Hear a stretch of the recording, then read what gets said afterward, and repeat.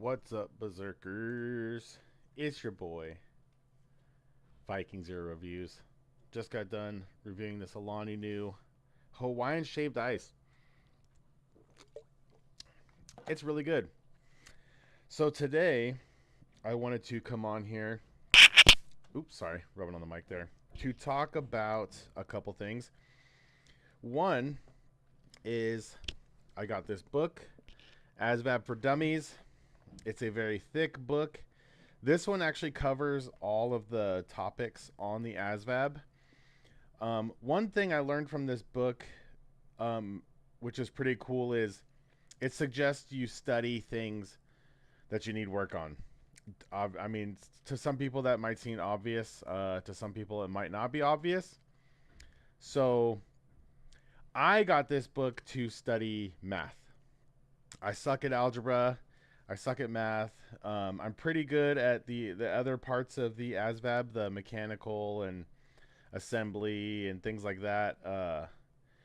English, word comprehension, and things like that, I'm really good at, but math, I'm terrible at. They do have other parts of the ASVAB too. And actually, let's see if we can't pull that up on here. Let's see. Parts. ASVAB. So here's the parts of the ASVAB. Science, paragraph comprehension, auto information. That means like vehicles, cars, things like that, engines, brakes, stuff like that. Assembling objects, arithmetic reasoning, mathematics knowledge, shop information. So that's going to be like tools and safety and things. Word knowledge, electronics information, mechanical comprehension. So mechanical comprehension, shop information, assembling objects, auto information, paragraph comprehension, and word knowledge, I'm really good at. I'm really good at those things. So I'm not going to focus on any of those. Electronics information is kind of, I don't exactly remember it.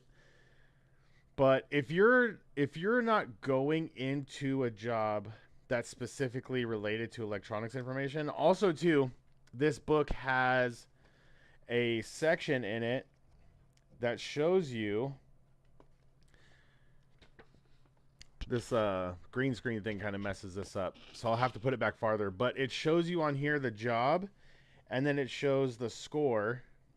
Like it says for avionics electronics technician, it says AR plus MK plus EL plus GS. So AR is going to be arithmetic reasoning, MK is going to be mathematics knowledge, and then EI is electronics information, and then GS is going to be something, I don't know. I don't know what GS is, but there's a way to look up to online, what the abbreviation means, and it'll tell you what test to do. So the reason this is helpful is because if you know what job you want to do, which is important, it's important to know what job you want to do before you go talk to the recruiter. Because if you go in there, it's like going to get a tattoo and not knowing what you want. You're making the tattoo artist job really hard. You should know what you want before you go in there. You should at least have a list of 5 things, if not 10, depending how qualified you are. If you're super qualified, you're probably going to be able to pick whatever you want. Meaning if you have a degree, if you score extremely high on the ASVAB, if you have a really good record, if you're younger, if if all your things line up and you don't need waivers for anything, your health is amazing, you'll probably be able to pick literally whatever you want. But if you don't know, do your research, find out what job you want. Then you can come and get a book like this, the ASVAB for Dummies, and you can go to the back here, and it shows you the job. So, for instance, my top job that I want to get is CTI, which is a cryptologic technician interpretive. So it's a translator. The translators do a lot of cool stuff, in my opinion. They even have a chance to work with like special forces and stuff if you become super elite, which I would really like to try to do. I think that'd be sick. They work in Guantanamo Bay. They work in airplanes. They work in ships. They work in submarines. They work on shore. They could work for the president. When you see the president go somewhere, and he's like, hey, you know, there's a story about when Trump went to the Middle East and was talking to the people about when we were going to withdraw from Afghanistan, and he told the interpreter, to tell him, hey, we'll withdraw from Afghanistan. We're going to do it in this time, and he gave them the terms they had to follow. And he told the interpreter to tell the guy, if you touch any of our troops, we'll kill you. And then he pulled a picture of the guy's GPS picture of the guy's house with him outside and handed it to him. And the interpreter had to interpret all that. So that's pretty epic. I really think that's a sick job. It says right on here, let's see, CTI, it needs a VPS, VE, which is going to be, I don't see VE on here. So that's one I'd have to look up to see what VE means. It's got MK plus GS. So I think it's going to be math, and then it's going to be like English, obviously. One thing I do need to practice to get better is besides math, is going to be grammar. So, like, what's a noun, what's a verb, what's an adjective, all those things. I don't really know all those things. I did teach English in China for 5 years, but it was just spoken English. So I understand syllables and things like that, but I don't know, like, grammar. So that's not hard, though. I'm pretty good at learning stuff and then just remembering it for a test. But if I don't use it every day, it's very difficult for me to retain that information. So I've had to learn math, algebra, probably 3 times in the last 5 years. I had to get algebra high school credits to get in the apprenticeship. And then I had to learn some algebra for tests and things like that when I was an apprentice lineman. So I can learn it, but if I don't use it, my brain's like, we're out of here. We're not using it. So one reason this book is really good, okay, is it's basically like you're in a class. So I looked in the index for the first math section, which in here is mathematics, knowledge, and operations. And you just start reading. You just start reading from top to bottom. It starts off with like an introduction. It gives you a quote from Albert Einstein. It kind of tells you basically gives you a breakdown on the test of how many questions and how long you have to do it if you're doing it on the computer or if you're doing handwritten. Most people are probably going to be doing it on the computer. And it also says, too, some cool insight that you wouldn't know. The better you do on the mathematics tests, the harder it gets. So if you study this book, and then you're doing the test and you notice the test starts getting harder and harder, it's probably because you're getting the questions correct. You're getting them right. So it's giving you harder questions. It gives you the questions based on your skill and your answers. So if you're guessing the questions correctly, you're going to keep getting harder questions, it's really cool. Math is very hard for me. I don't enjoy math. I think that's what makes it hard. So the first couple pages of work I had to do, I actually impressed myself. There's my sloppy handwriting, but I'm actually writing it out. It gives you problems to do. And then just underneath it, it gives you the answers. Do yourself a favor. Don't look at the answers right away. Try to figure out how to work the problem. It's going to help you. So, I wrote them out. I have sloppy handwriting. I'm not good at doing mathematics right off the top of my head. I have to write the numbers out and write it down and add them like that. Numbers get all kind of confused in my head, so I have to write them down and keep it organized. If you are good at doing that kind of stuff, by all means, do it off the top of your head and plug in the answers. The thing is, they will give you, it's all multiple guess, so they'll give you like 4 choices for answers, and they're going to give you wrong answers that if you do the question wrong, it will be one of the options. So if you show your work, if you write down what you're doing even in your head and you show your work, you'll be able to see if you have the right answer or not. Because there was a couple of them I had, done the subtraction wrong. Like I was like, oh, whatever, I can do subtraction and addition quick in my head. I did it wrong and I got the wrong answer because when I checked myself, I was like, oh, I have the wrong answer. And I went back and looked at what I did and I was like, oh, okay, I rushed on this and I got that subtraction wrong. One number wrong and it messed up my whole equation. But when I go in there, hopefully it's not one of the wrong answers. So I was able to read 4 pages and do 2 sets of questions in like 30 minutes. In the first part of this, and it has definitions of the terms and things like that. And when you go and do the test, sometimes it's gonna have word equations, where it's gonna have a whole thing spelled out, and it's gonna say quotient, sum, difference, inverse. It's gonna say those opposites. It's gonna have words instead of the sign, so you're gonna want to know the vocabulary of mathematics, just like addition, subtraction, okay, division, multiplication. You're gonna want to know those words. You're also gonna want to know your order of operations, which it teaches you that right at the beginning. One trick that I have, because they give you scratch paper right at the top, I write my order of operations. Because, like I said, even though I have it memorized, and I've had it memorized since grade school because of Please Excuse My Dear Aunt Sally, once I start doing numbers and things like that, my brain starts to hyper focus on it. So other things around me will just become white noise, is the best way I can explain it.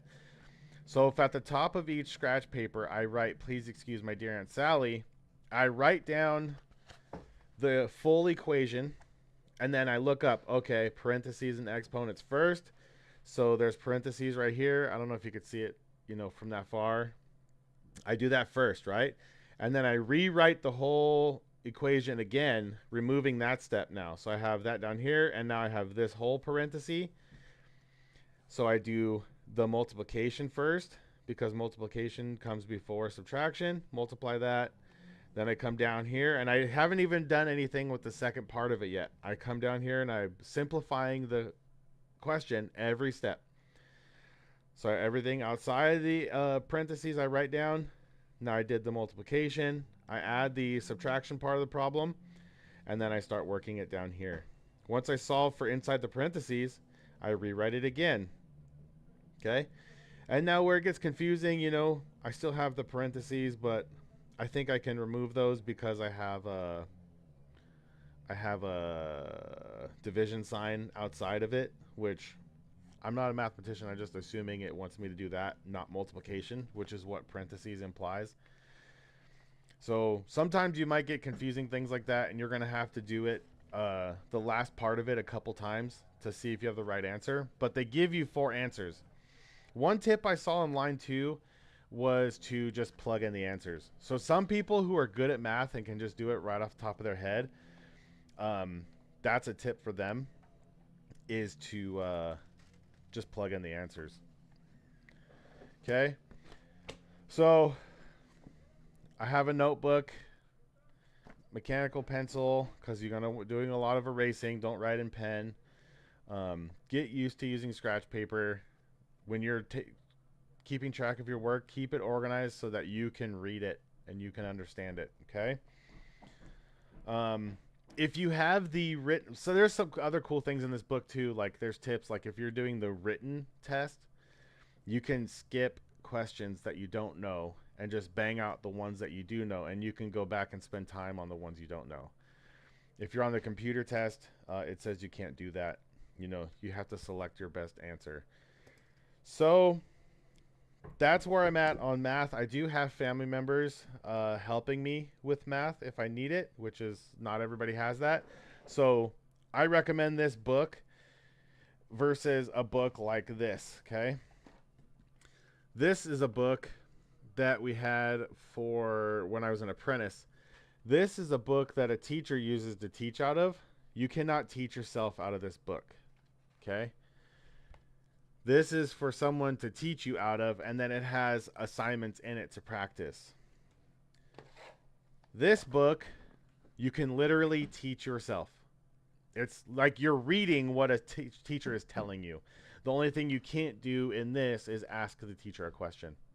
This is like being in a classroom. The teacher's giving you a lecture. You can take notes on things that you see in here and write in your notebook. Like if you're really bad at mathematical grammar, vocabulary, you can write those out because sometimes writing it helps you lock it in. Yeah, me, if I overstudy, it will mess me up more than if I just read it a couple times. Boop, boop, boop, boop, boop. Just read it and take a break. Then read it and take a break. Read it, take a break. That's how my brain works. And I'm not going to retain everything. My brain doesn't work that way. So if I overdo it, it's going to shoot me in the foot and it's going to make me retain less than if I just study in a non-stressful way. Don't put pressure on myself because I'm not dumb. Okay, even though I don't know math very well, I'm not a dumb person. So I will score well enough on the test to guarantee that I can get a job. All right, so worst comes to worst, I'm going to have a job that I didn't maybe want. There are jobs that are just labor intensive that don't require a high score. Okay, so don't think, oh, I'm going to go in there, I'm going to fail this, I'm not going to be able to get in. Like, the test is not designed to do that. The test is really good at helping put you in jobs that you're qualified for. Just like, so CTI, one other test they have to take is called a DLAB, which is like the Defense Language Aptitude Battery. And they actually test you not on languages you know, they test you on a made-up language. They made up a language to see how fast you can learn it. And in this test, you do have to know grammar. You have to know what verbs and adjectives and nouns, and you have to know those things because they're going to give you rules to figure out the language. I haven't done a test. I've just seen people who've talked about it. Yeah, so I will work on my math because the math score is really important. My ASVAB score probably won't stop me from taking the DLAB. Okay, so I don't need to focus on grammar, even though that's something I suck at. What I need to strategically focus on, in my opinion, is math to get my ASVAB score up, because they're not testing me on English theory. They're testing you on how many words you know and things like that, and they give you the answers, and they're pretty easy to guess. Okay? Next part, a little update. And thank you for everybody who's following along my journey. I hope that I'm helping some people. I have seen some people comment saying they're joining a 38. People telling me, their kids are joining and things like that. Like, that's epic. Most people are taking a pay cut to join the military. It's a very noble thing to do, in my opinion. I have a lot of respect for people in the military. Even if they say, oh, this was my only option, I still respect you. I still think it's awesome. Because you had other options too. Not always the best ones, but, you didn't have to do it. So one thing that's slowing down my process right now is waiting for my son's birth certificate. Since he was born abroad, I can't just go to the Hall of Records and ask them to print one out for $30 and hand it to me. I've done that before. You can't do that anymore now. Now I have to fill out a special form and mail it to the State Department with a check in it for a certain amount of money, and they just get it to you at their own convenience. There's not like a set timeline. They say you can request an update, and then you have to wait 3 weeks for that update to come back to you. Hopefully you get your stuff before they even give you an update. Hopefully. So I'm about this next week will probably be my third week since we've mailed that request form off. Once I get my son's birth certificate, then I'll be able to go to the Social Security office and get my son's Social Security card. I also need to replace mine because when I was an apprentice, I laminated mine. It says right on there, don't laminate it. The apprenticeship didn't care. People who have to look at the Social Security card don't care. But when you go into the military, and I've never been in the military, I just know a lot of people in the military.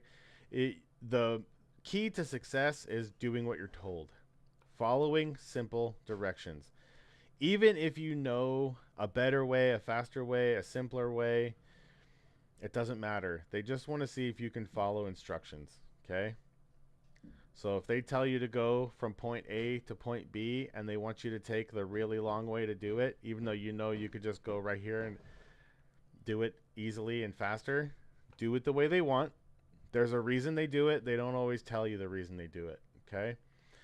Now, when I was younger, it would be hard for me to understand that, but now that I'm older, now that I'm 40 years old, I understand, especially after having kids, that sometimes you're telling people things to protect them, to help them.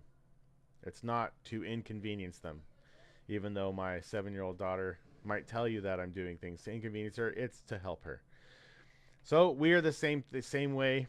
The people in command usually have a bird's eye view of what's going on, and we have a very minimal understanding of what to do, and we just focus on our task and not the operation view of things. So if we do what we are asked, the people above us can plan accordingly and things run smoothly.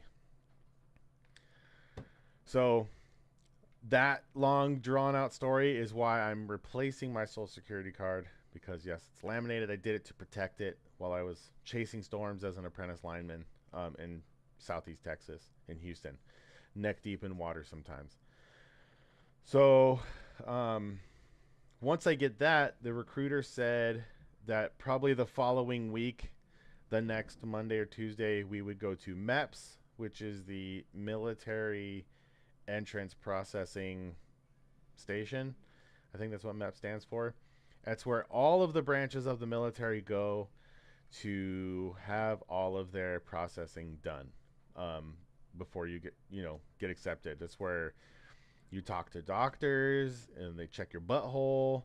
They check your blood for drugs, for communicable diseases. They want to make sure you don't have HIV and things like that. They check your vision, your hearing. You take the ASVAB, which is the Armed Services Vocational Aptitude Battery. So that's the military IQ test. And yeah, they do an array of things in there. There's a lot of videos online that talk about it. They have funny names for things like the Underwear Olympics. They make you spread your butt cheeks and they look at your butthole to see if you have a hernia. I mean, hemorrhoid. Sorry, not a hernia. They grab your, and the people say they grab your nuts to check your hernia. They don't. They touch your testicles to check for cancer. Then there's a spot next to your nuts. There's like a muscle gap in between your groin and your leg, right next to your nutsack, where they put their fingers in to feel if your intestines are pushing out when you turn your head and cough. Okay, they're making sure you don't have a hernia. So when they touch your nuts, they're checking for cancer, the same as if they do when they do mammograms on females and they touch their breast to see if they have cancer, if they have lumps and things like that. This is something that you should be doing to yourself. As a man, you should check yourself and make sure you don't have it. But, if you've never done that before, a doctor is going to show you how to do it. What else? I've had that done many times when I played football and stuff like that. Not the looking at my butthole part, but, whatever. You shouldn't be embarrassed about people looking at your butthole. You should feel bad about the person that has to look at your butthole. Because I can't imagine that's a really fun job, Hopefully they get paid well to look at people's buttholes. Not everybody's hygiene is that good. So they probably hold their breath too sometimes. I'm trying to think of everything else in here that I've learned in the short time since my last video. So yeah, he said my recruiter said, and also my recruiter, I think it's pretty cool that my recruiter is in information warfare, which is what CTI is in. It's in information warfare, top secret clearance jobs and stuff like that. They have different types of CTs, which is they have They have people that gather um, like wireless transmissions. They have human intelligence, interrogating or like just talking to people and gathering information. They have people that do surveillance. Um, they have CTs that repair electronics and things like that. Or, in this day and age, in like spying and stuff like that, there's taps. People do spy stuff, cameras and things like that. So you might have a CT who is not like not an interpreter, but one who does with like electronics, maybe go with freaking Navy SEALs or something and go plant cameras and or maybe steal electronics from someone. Pretty cool stuff. Some of this stuff is kind of hard to find online because it is top secret stuff. Um, but you can use your imagination. You know, if they work with computers, a lot of people are probably going to be sitting here like I'm sitting here in front of my computer. A lot of the time they're going to be translating information, inputting information. Sometimes when you're listening, you have to decide if what you're listening to is important or helpful, or if you need to move on. Because, if you guys remember during 9/11, the Patriot Act is when they started allowing even Americans to be surveilled, like listening to your phones, listening to your emails, you're looking at your text messages and things like that, and using metadata to know where you are, where the person you're talking to is. And, if you would say things like, unalive the president and, you know, things about bombs and things like that, it would probably ping the computer or the AI saying, hey, someone's talking about this.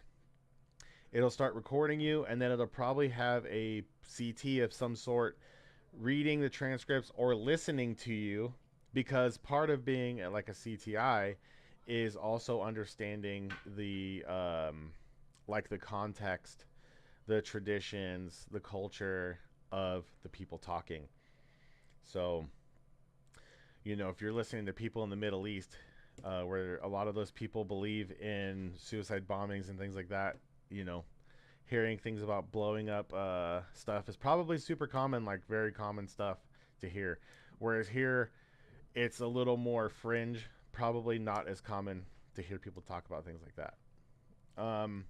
So yeah, that's a little bit about what I want to get into. A little bit of an update there on the birth certificate, social security card thing. So once I get the birth certificate, I'll go to the social security office. Like I said, hopefully I get the birth certificate sometime this week. It is July 12th right now. So hopefully, it's a Friday. Every day I check the mailbox hoping I have it, and I don't. And I'm bummed. I've never wanted something in the mail from the government so bad before in my life. And then I'll go to the Social Security office, which is local.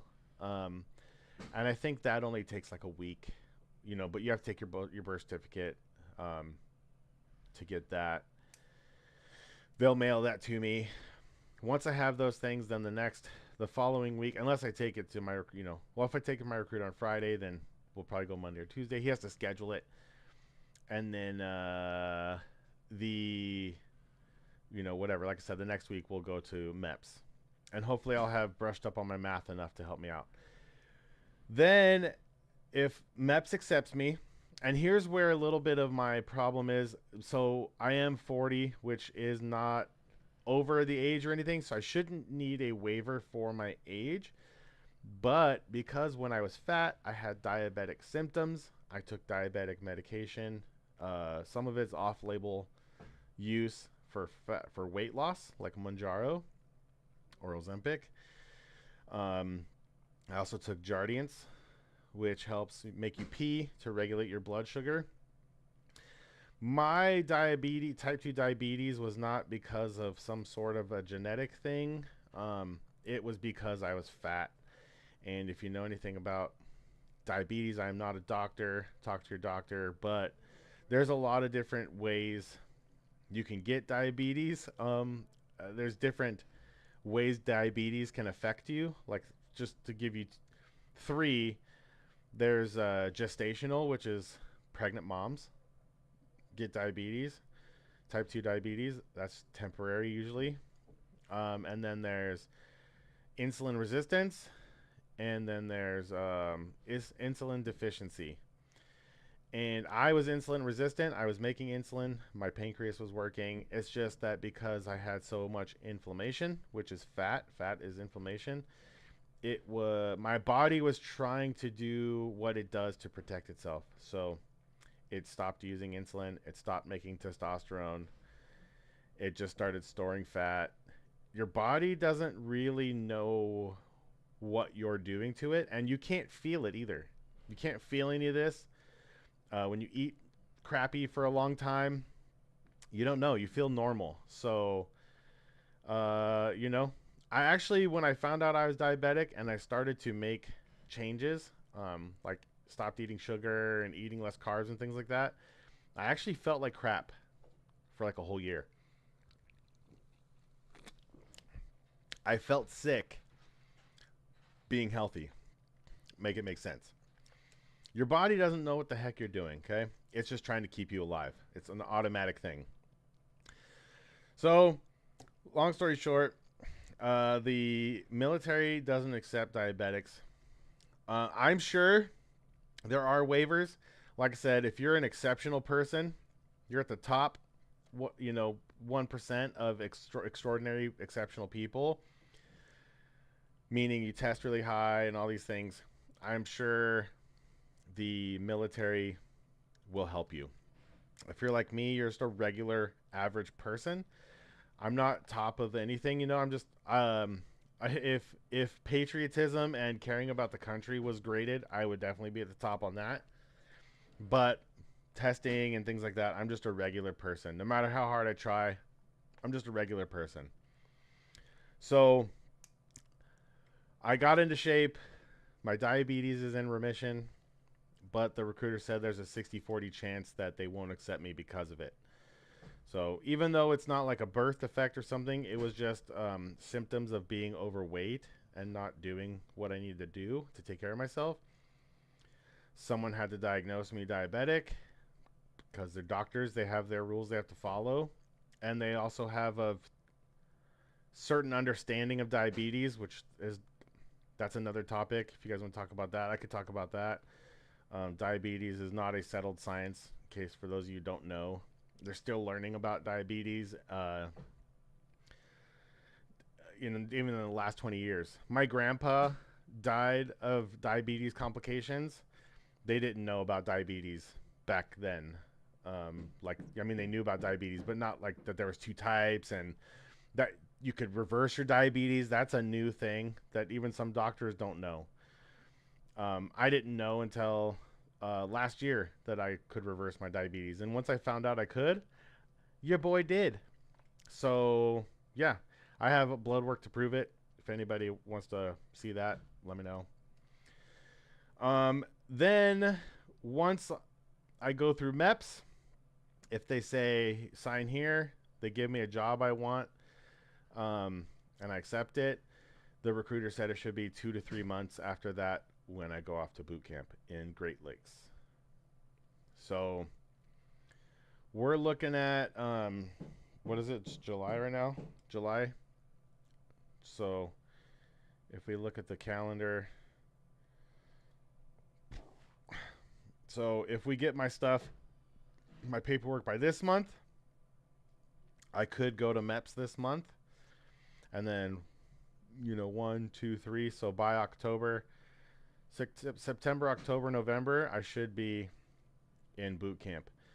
Now, a couple cool things about going to boot camp at this time of year: it won't be freaking hot, but it might be freaking cold. One cool thing about that is I don't have a problem with the cold. Yeah, I get cold like everybody else, but I actually think I'll perform better in the cold than I do in the hot.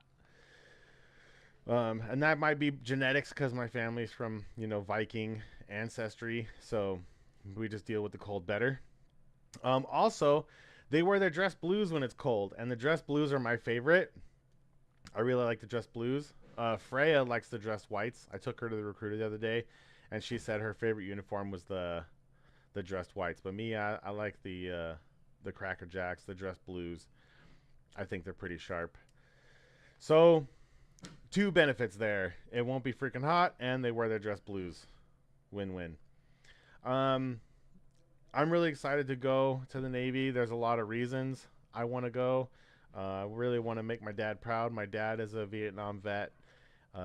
His health is not too awesome these days due to complications around being on an aircraft carrier in Vietnam and Agent Orange and jet fuel and things like that. He's kind of messed up. He probably won't be able to make the flight to come to boot camp graduation.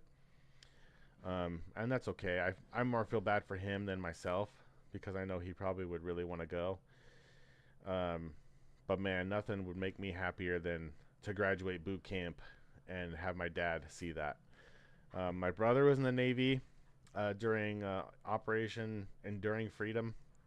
He was on a destroyer and he was on an Aegis class cruiser. He was on the USS Princeton and the USS Elliott. He was a fire controlman. So he shot, I'll look it up here. We'll look up USS Elliott. So, where's a good picture? Here we go.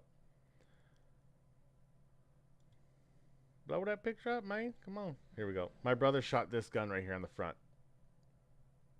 Okay.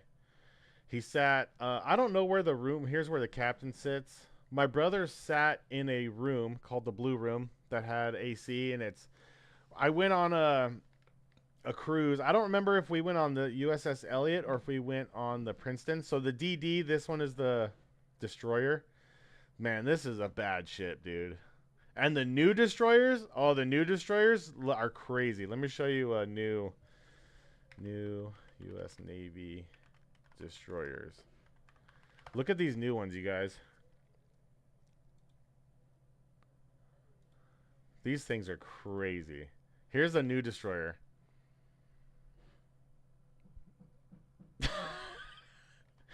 Do you see the difference in these two? Like, holy cow, you guys. Look at that. Oh, that's so sick too. Number 1000. That's tight. Yep. And then my brother was also on the USS Princeton.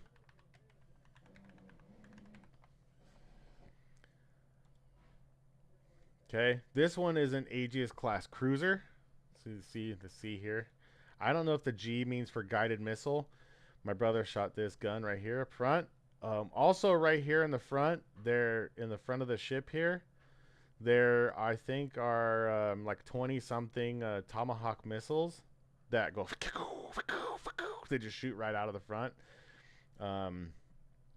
My brother took me on a cruise. I think actually this was the ship we went on a Tiger cruise on.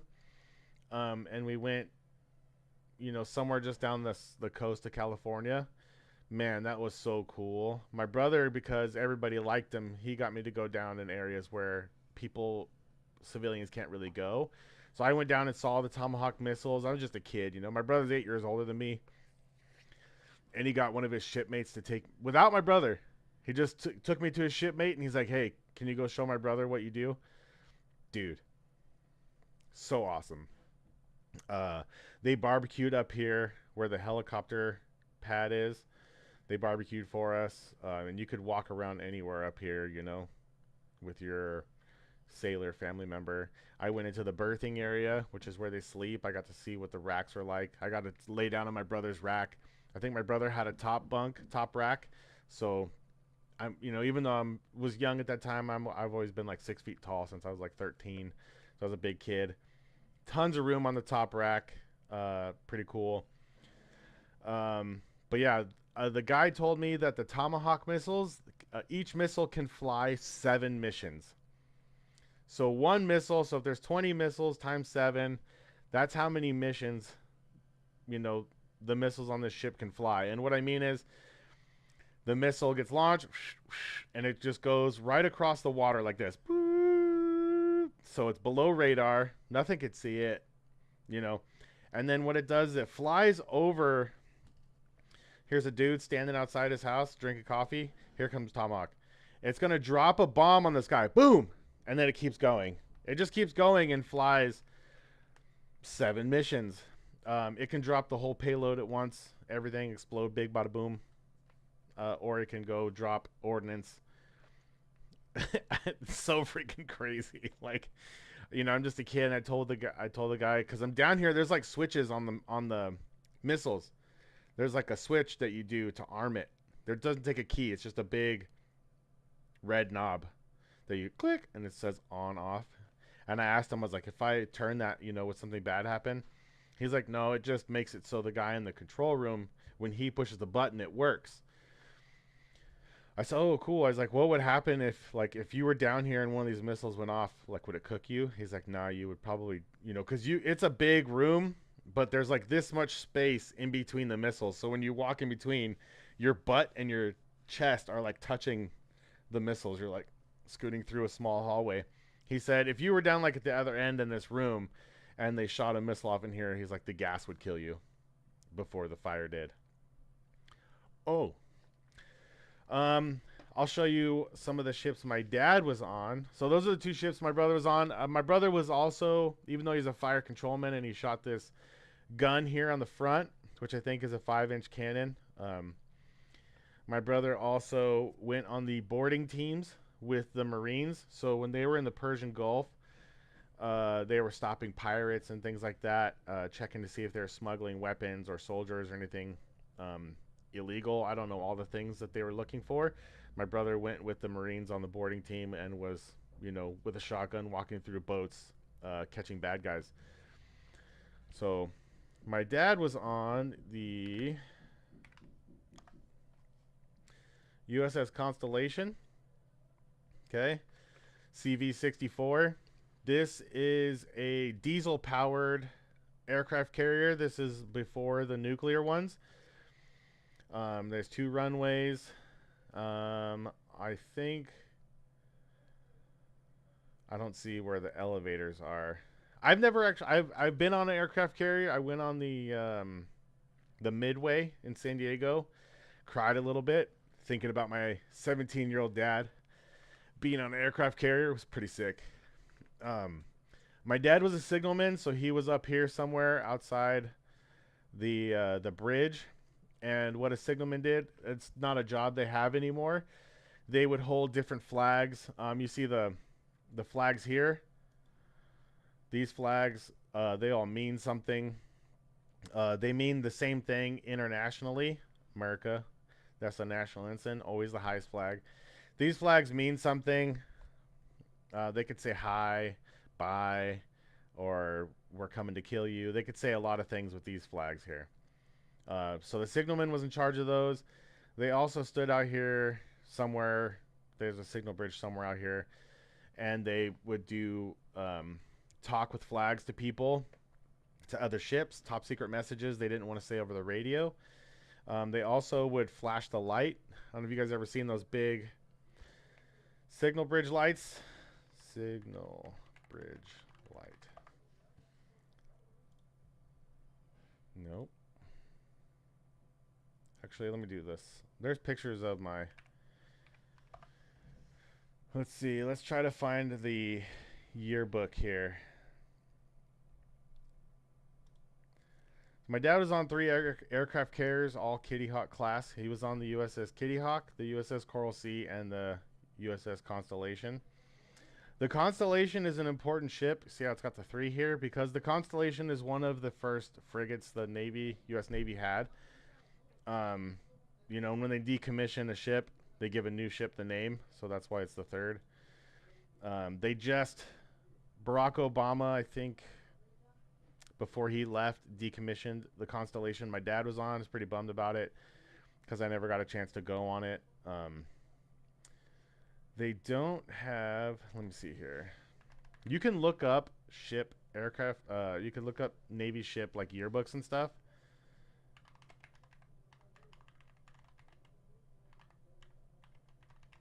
And you can see pictures of people.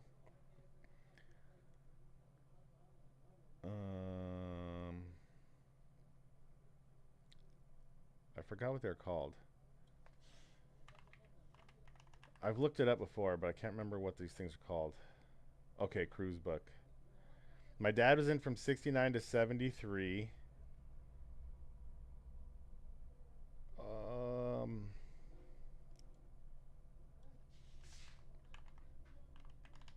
So we'll see if we could find a picture of him right now. This is unofficial Navy site. Does this have cruise books? It does. So let's do 64 to 65. There's usually a way you can look at it right on the website though.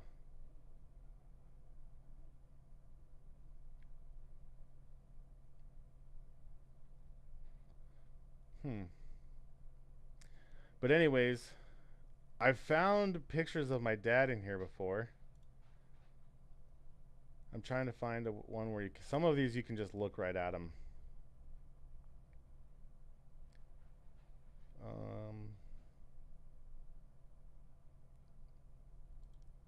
We're gonna find it, don't you worry. Oh, this one they want to sell it.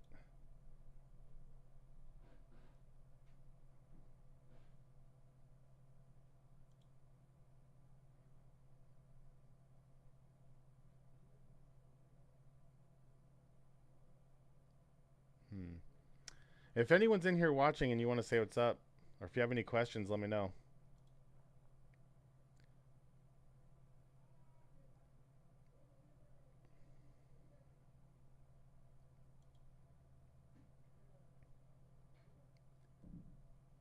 Dang it.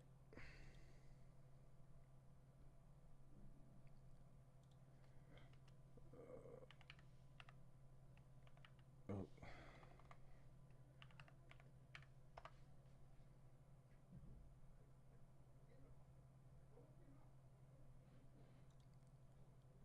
See this one.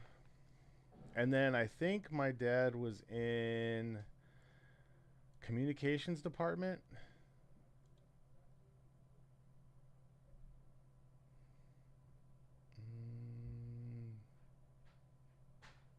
Nope. I just looked at that one.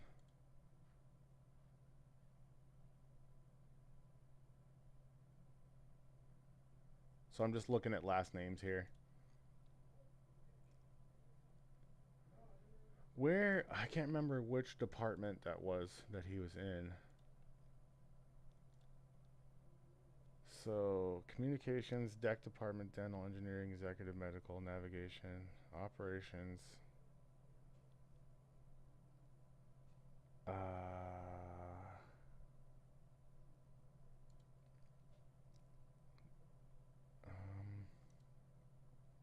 And he might not be in this 73 one either, depending on when they made this book, because that was his last year.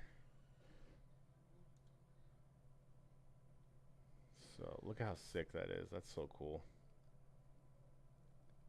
I thought it was communications department. Okay, we might be onto something here, because there's all the flags that he would use. That's what it would look like in black and white. Okay, I don't know what these guys are doing. This guy's fixing something. This is literally communications. More of that stuff. More PBXs. That's how they used to change how the phone calls and stuff were routed. They used to actually take these out and move them to connect lines. Someone would call down to here, be like, hey, sailor, I want to talk to this one. And he bloop, bloop, bloop, change the cables, and that's how the people could talk to someone. My mother's mom, Grandma Tina, she did that in the military, I think for the Army or something. Maybe it was the Navy. Here's what my dad did. So this is the signal light I was telling you about. This is exactly what my dad did. This is the rate that was on his shirt. I think it goes on your it went on his left side. This is the signalman, what do they call that, your specialty patch. My dad was the most advanced signalman on whatever ship he went on, even though he was only an E2. He had the most experience. He was the highest ranked signalman, so he could bump anyone off of this light to send or receive a top secret message over anybody. Pretty sick. And you might see a picture of my dad in here. This is also something that the signalmen use to read the messages from other ships.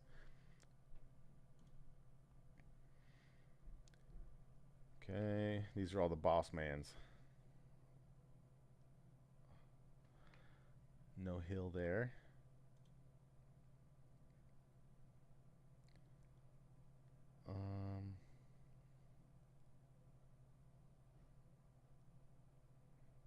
No hill there. I don't remember. I know I've seen pictures of my dad, and he has another signal light there. No hill there. We'll find it. Watch. It'll trip you guys out. One thing too that my the signalmen used to have to do was they would have to be able to call out what type of aircraft or ship was off in the distance based on its silhouette. And they had names of the aircraft and ships, but it was like common American names. They didn't say like, oh, F-22 Raptor, you know, on the horizon. They would say like Betty Sue on the horizon heading north, south, whatever. Kind of cool, right? So we don't want to look at the admin guys.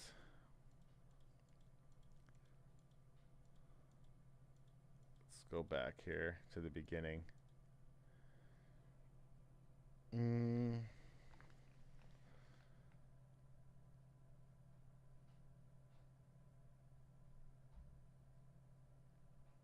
Let's see.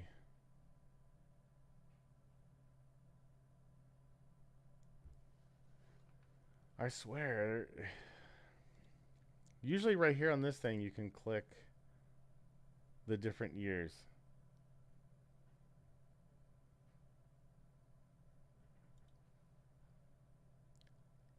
Like they usually have the different yearbooks here. So this is to 69.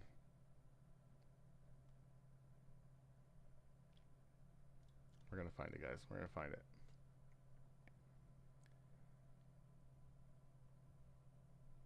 Ships books. I should have saved the link. So we're down to CON. Constellation. Boop. I can't click on any of this. High quality images from. Oh. I don't want to. So I guess this is, again, this is just to buy it. You can't look at it on here.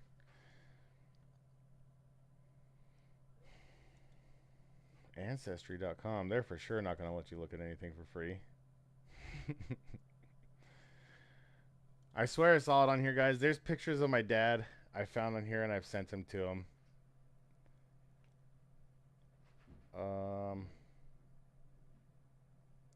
He was also on the USS Coral Sea.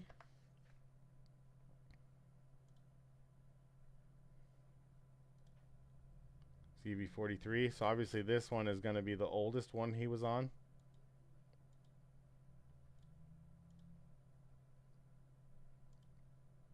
You could tell it's the oldest because of the number. It looks kind of small from this angle too, which is weird. And he was also on the USS Kitty Hawk. So the nickname for the USS Constellation was the Connie. The nickname for the Kitty Hawk was the Shitty Kitty. And the nickname for the Coral Sea was the Ageless Warrior. It'd be so sick just to be one of these boats near it. So sick, dude. This one also got decommissioned recently. So cool. There's freaking rocket launchers right here. That right here, this dome right here is a Sea Whiz. or phalanx cannon. I thought they would have one on this side too, but I think that's one right there. The Sea-Wiz is pretty sick. You guys ever seen one? How do you... I don't even know how to spell it. Sea-Wiz. It's actually called a phalanx cannon. Right there, as you see. Oh, Sea-Wiz. That's why it's called the Sea-Wiz. Check this thing out, guys.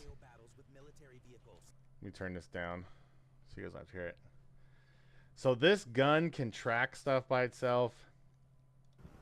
This is the gun my brother shot right here. Here's a Sea-Wiz. This looks like... Look at all the cool badges. Oh. Bye!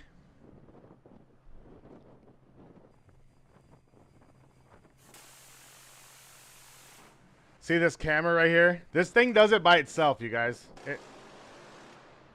This gun does all of that by itself. It's unmanned. So hot. That is so hot. See this yellow line down here at the bottom? The yellow line right there?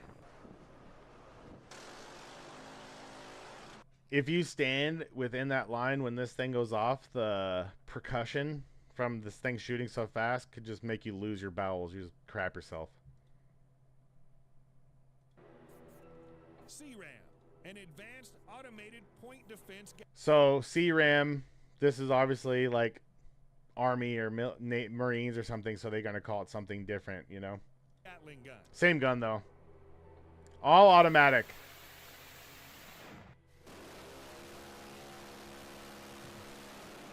Dude. Indirect fire from mortars, missiles, and artillery shells is a very serious concern for armed forces in a battle. But thanks to point defense systems like the CRAM, indirect fire of this nature may have met its match.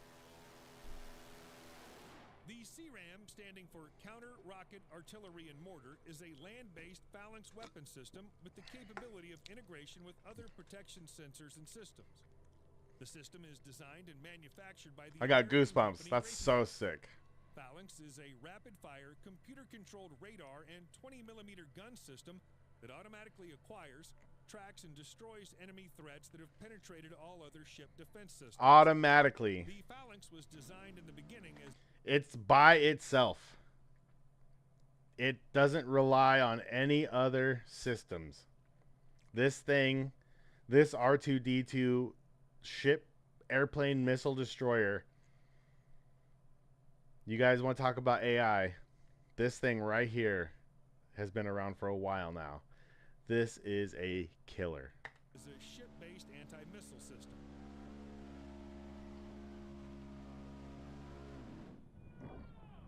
You see it shoot that drone down? Represents a revolutionary approach to countering. Did you guys see it? The Centurion weapon. All other ship defense systems.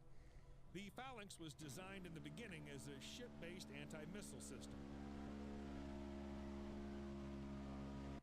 See that drone right there? It's getting hit.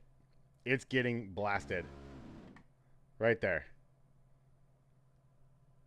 Shot it by itself. That little thing. All of those bullets hit.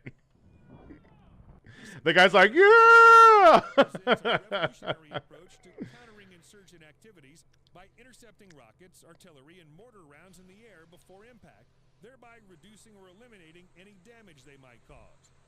The CRAM's naval equivalent, the Phalanx Close-In Weapon System, CWIS, was first developed as an automated weapons defense system. Oh, the close-in weapon system, it said? I didn't know that. USS Clark. He's just spray painting black on there to stop it from rusting and stuff like that because they're out at sea, you know. So cool. Dude, that barrel right there, right here, this whole assembly is perfectly balanced and machined. Gun autocannon used since 1959. 59, you guys. The Phalanx system was first appraised as a possible ground-based variant in 2004.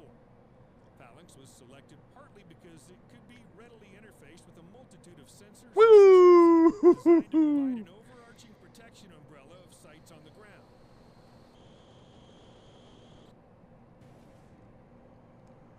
You guys, I don't know about you, but that's freaking sick. And it's aware of where the ship is. So if something's flying, you know, over the ship like this, the gun's turning, it's not going to shoot itself. It knows.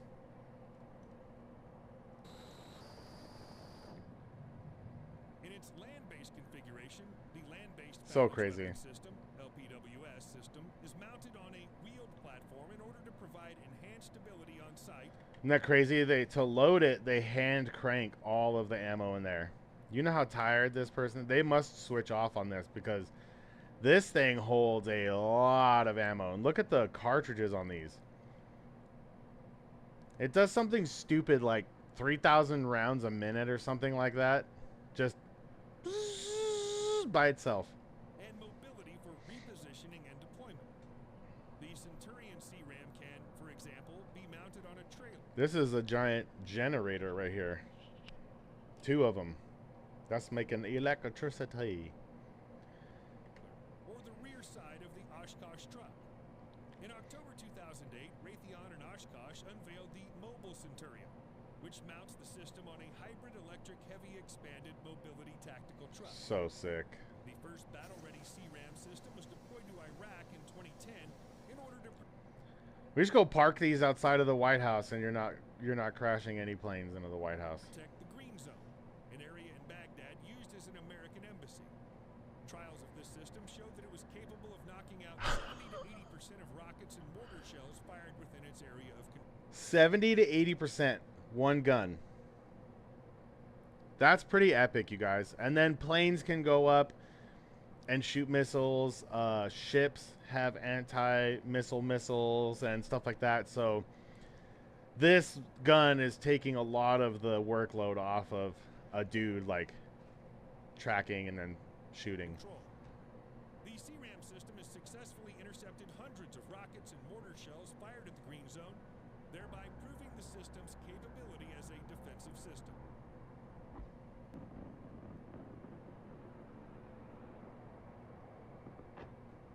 You hear the things blowing up? Like its naval counterpart, the CRAM utilizes advanced search and track KU-band radar systems that feature closed-loop spotting technology to automatically acquire and track targets and engage them. So closed loop tracking, I'm assuming that means it's just itself. Whereas open loop would mean it could send and receive signals. This thing is just talking to itself. Obviously, they're given parameters on how to track things and stuff like that, so they know if things are enemies or friendlies. It's not like full AI where it's like, you know, blowing up commercial airlines and stuff like that, like ours. KU-band, in case you're not aware, is a portion of the electromagnetic spectrum in the microwave range of frequencies between 12 and 18 So gigahertz. sick. Similar systems were installed on the space shuttle to help identify and track other spacecraft. The system can also be integrated with an array of other sensors and systems to help provide an The pirate flag? That's so sick. to protect a given location on the ground. You guys, our military does fly pirate flags. There's parts of the ocean that are not owned by anyone. They're not part of any country, and our Navy flies pirate flags. That's so freaking sick. I wonder if that's what's happening here too. Like if this is, you know, whatever unclaimed land or something, or if it's just a demo, like a trade show or something. I don't know. It looks like legit. Like there's bunker walls and freaking razor wire and stuff, but that's pretty sick that they do stuff like that. The weapon's primary armament is the 20mm Vulcan Gatling gun. It consists of 6 optimized barrels augmented with forward-looking infrared sensors. The barrels are secured together at the muzzle, mid-barrel, and breech to provide enhanced accuracy and enable fire to constrain shot dispersion patterns. The M61 is a hydraulically, electrically, and pneumatically driven air-cooled, electrically fired Gatling gun rotary cannon that's been used in one form or another on various fixed-wing military aircraft, tanks, and ships for over 5 decades. It was originally produced by General Electric. The U.S. Army also uses the M61 in the M167 and M163 air defense systems, As the primary gun system on the F-15, F-16, and F-18 fighters of the That's United sick. States Air Force. The gun is also used as the tail gun on the B-52H bomber, while a lightweight variant is used on the F-22 Raptor fighter. But all that firepower is also half the story. If you can't track and accurately put the cannon rounds in the right place at the right time, you basically have a fancy piece of pyrotechnics. This is achieved through the combination of advanced sensors that enable the CRAM Look at how fast that thing moves. track, engage incoming targets, and prioritize targets and make kill assessments in both daytime and nighttime. CRAM's KU-band radar system enables American the flag this weapon time. system to detect potential threats early in their flight and then pass on their trajectory and vector data to the system's tracking algorithms only when it judges them to be a real and present danger. So it's doing all this like instantly, and it can track thousands of targets by itself and start shooting the closest one to it, or to whatever point, you know, if it's protecting an aircraft carrier, it can shoot, even if it's not coming at it. It's hard to see where I'm pointing because I have the green screen effect, but if you're over here and there's a ship over here, the phalanx cannon over here can shoot the closest targets going towards this area by itself. Target tracking and engagement is further enhanced by a sophisticated thermal imaging system to help improve targeting. This system operates in the 8 to 12 micron wavelength range and is mounted on a stabilizing pedestal attached to the weapon's main antenna radar. It provides very reliable night and day passive search and tracking, while also improving the overall anti-air warfare performance of the system in multi-path environments. Other tracking systems integrated into the Centurion CRAM system include Northrop Grumman's AN-TPQ-36 short-range firefinder radar and the lightweight counter-mortar radar to detect and track fired rounds. So This cool. hardware is controlled by fire control subsystems like Northrop Grumman Mission System. Fire control. So like that's what my brother did, was a fire controlman. And then obviously they're gonna have different types of fire controlmen. You know, some that shoot missiles and some that shoot the cannon, and it just depends, you know, what you get trained in and stuff like that. Sometimes you can pick, sometimes you can't. Systems Forward Area Air Defense Command and Control System, which ties together the sensors and weapons of the Army's short-range air defense battalions. Woo! Look at all the dust coming off of that. Oh my gosh. Let's see if they have a thing here on the Tomahawk missile.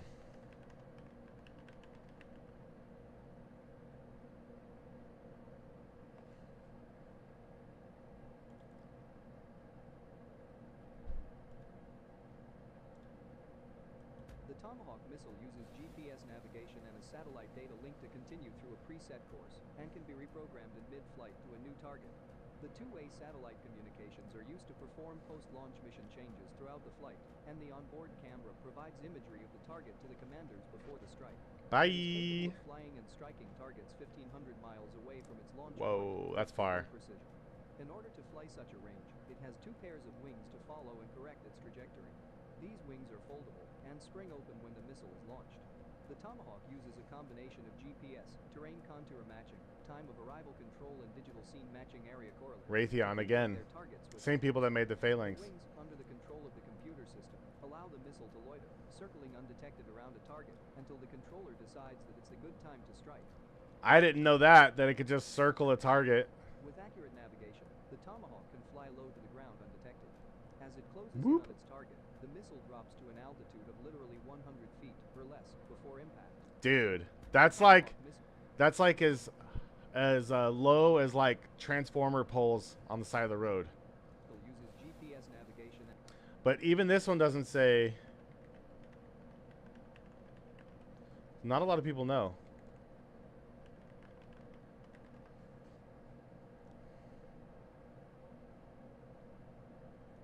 Let's see if this one says it.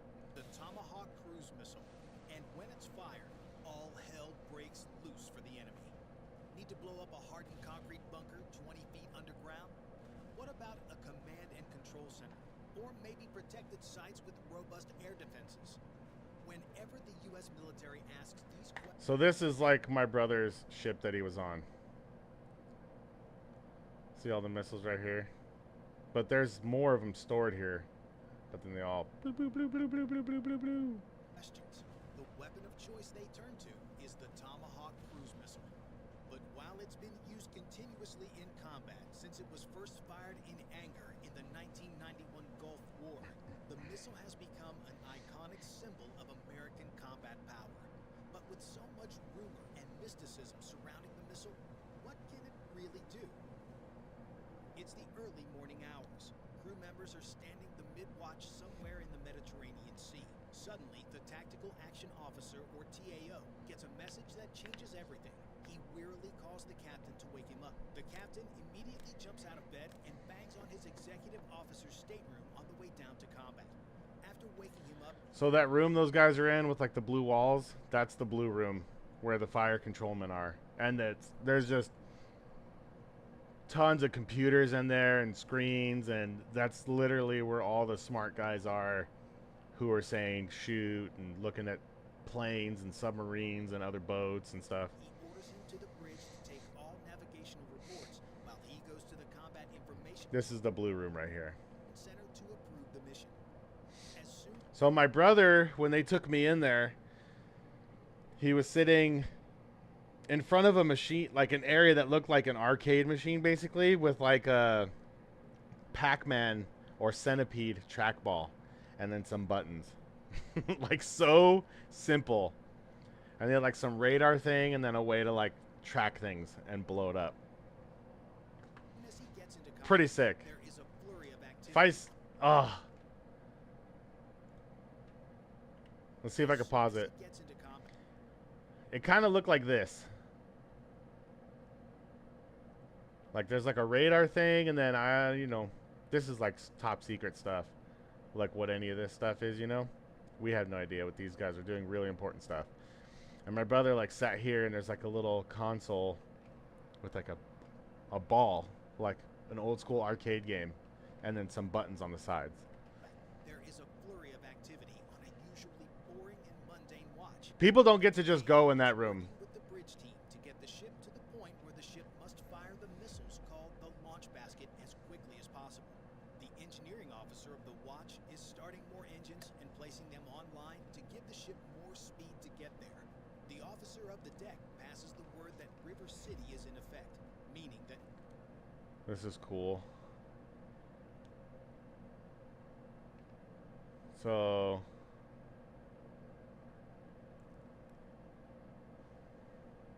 this guy's like a police badge. Don't look at the camera. Get back to work. Don't look at the camera. Get back to work. It's too blurry to see, and I obviously don't know all of the... I think this is a warfare, some kind of warfare pin that's also, instead of wearing his pin, it's here. And he has a collar device. I can't tell what the collar device is. If that's I can't tell what it is. He's got a collar device, so he's a little bit higher rank than like the people without one. no off-ship communications can be sent, lest someone email a relative back home about what is going on before it happens. Yeah, so like when my brother was in the Persian Gulf during 9/11 and stuff, he couldn't talk to us. We couldn't talk to him. He's just out there on a cruiser launching missiles in Afghanistan. It is what it is. As the captain sits in his chair to be briefed by the TAO, the strike team is busy building a track for the missiles. The ship is only responsible for getting the Tomahawks from the launch basket to the first pre-planned waypoint, or FIPWIP. After that, FIPWIP. the missile receives guidance from pre-planned mission libraries sent by satellites that are approved at the National Command Authority. This is so hot. This right here comes into your area and they're upset, you're in big trouble. Because of this, the ship has no idea where the final targets are going to be. I don't know what that would look like, a They frigate. need to get to their launch basket quickly and build a firing plan that gets these missiles to the FIPWIP without causing FIPWIP. any damage to other The nations FIPWIP. or neutral ships. As the ship nears the launch basket, the tension on the ship is palpable. The crew has been on deployment. You guys, they show like tankers and shipping stuff and things like that. Like sometimes the Navy blows those things up. If the enemy countries are smuggling things out of them or they mess with our ships, We blow up everything. months without much else going on. I think this person, I don't know these, okay? So if you know these, tell me in the comments. I think this is a petty officer 2nd class. Because these are 2 stripes. Boop, 1, 2. I think that's what that means. I think this is a petty officer 1st class. So this person went to school to get these collar devices. Besides a few exercises. However, such is the Another petty officer 1st class. nature of tomahawk strikes in that higher authorities can I think that's what that is. Navy ranks. Or Navy collar devices.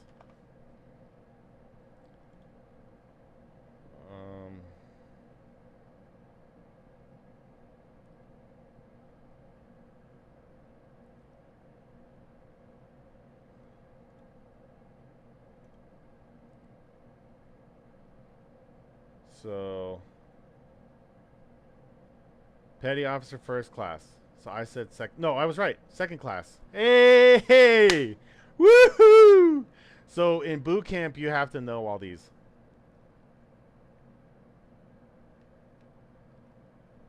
Navy apprentice, single collar device, E2. So there's 2 stripes. Even though you might think this is 1 stripe in the middle, this is 2 stripes. This is 3 stripes. Okay.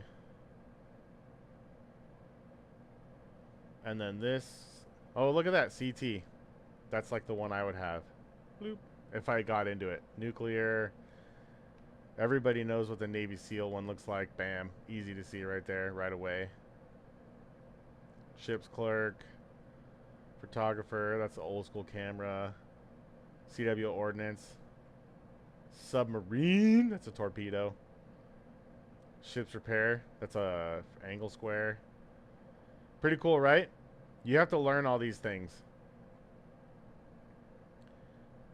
Chaplain. You have to remember Buddhist chaplain. What the heck? Christian and Buddhist. And then Muslim. Interesting. Jewish. Okay, I didn't know that they had those. Bandmaster.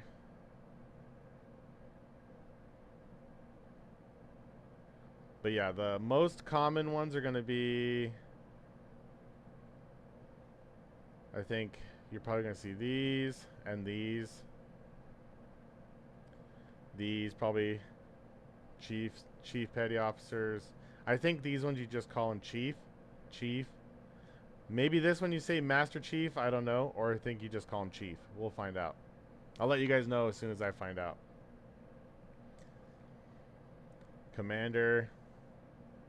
Captain, you're probably not talking to this person. If you talk to this person, you're probably in trouble. Unless you're a higher ranking person.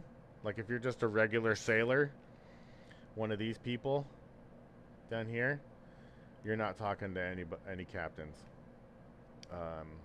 If you do, you're probably in big trouble. time without warning, so the crew must be prepared to execute these missions at all times. And thankfully, they have been practicing because the strike team has created a firing plan that the captain must approve before it's loaded into the database. Terrain contour matching. TERCOM is a revolutionary technology that allows the missile to stay as low to the ground as possible. So This sick. is because air defense radars naturally have an upper limit and a lower limit that the radar We all know can that from see movies. threats. The Tomahawk attempts to get under the lower limit of most air defense radars by hugging the ground as close as possible. But to do this, the missile needs TERCOM. What TERCOM does is that the missile is pre-programmed with terrain heights and features along its intended path. The missile itself is an onboard sensor that sends signals to the ground and receives reverberations that enable the missile to know how high it is in the air. The Tomahawk will then adjust its height accordingly to ensure it maintains as low a profile as possible without running into a mountain, building, or anything else. The waypoints in its path. But once the missile gets to its target, it has another technology that helps it find the right target. Known as the Digital Scene Matching Area Correlator, or DSMAC, this technology allows the Tomahawk to recognize the exact target it is supposed to hit. crazy. By using a picture uploaded from satellite imagery, the That's missile can crazy. take photos of the area that it's supposed to hit. When the photos come back of the intended target match within a certain percentage of error, the missile guides itself to explode on the target. Upon impact, the Tomahawk has several. Look at that, right in the middle of that star. That's crazy, you guys. Deltas have either a single warhead or packed with dozens of bomblets, as in the case of the Deltas. However, these Block 3 missiles, while capable of a range between 700 to 1,000 nautical miles, pale compared to the Block 4 Echo variants. The Block So they said how it has dozens of little bomblets, but it didn't say that the thing can go fly multiple missions. It's like they're keeping that part a secret. 4 Echo variants combine all the features of previous models and more. Beyond improvements to its flight system that give it several hundred more miles of range than older versions, the Block 4s can do a variety of things that older models simply cannot. For example, the newer Block 4s have a hardened navigational suite that makes them immune to GPS jamming. Ooh. Additionally, and perhaps more importantly, the newer missiles combine features that have tactical significance on the battlefield. These features include the ability to change their target to one of up to 15 different targets, even after being launched from the ship or submarine. Having this capability is an advantage because if a target is destroyed or leaders change their minds. Imagine you shoot your missile, and the person you shoot at's like, haha, you're aiming at our fake one. And then just go, boo, boo, boo, boo, and the missile goes, meow. Psych, we're going to your real one. The missile can still take out something else. These missiles can also loiter in place until other Tomahawks make it to the target. We saw that in the other Because video. ships design their own flight paths to the FIP whip. Fip Tomahawks whip. fired by multiple units could arrive over top at different times. Block 4s can be directed to loiter over a target until more Tomahawks arrive, to pummel an area with devastating effects, much more than just what one Tomahawk can deliver. Dude. And that's not all the Tomahawk can do. With the advent of the Block 5 variant, with increased power and more defenses against GPS and electronic jamming, the Navy will continue hitting targets ashore for decades to come. But what does a strike look like, and how devastating can it really be? Throughout the past several decades, the U.S. Navy has had close to 24 operational uses of the Tomahawk. So this doesn't, it doesn't show all the cool stuff that the CTI people do. Because I've been researching it.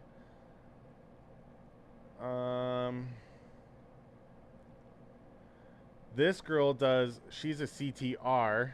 So they do, I think they gather like radio and radar, and they gather that kind of wireless information. Not to say that that's not cool. This guy's cool. They don't really show all the cool stuff that they do, unfortunately. But you guys can see I've watched all of these. See, all the bars are all full. That one's a sad. I've watched that one before. So, yeah. And then if we go to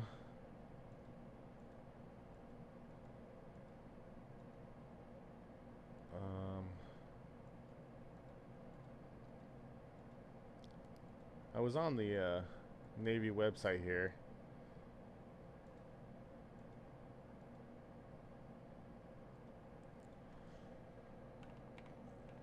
I was gonna look up CTI on here.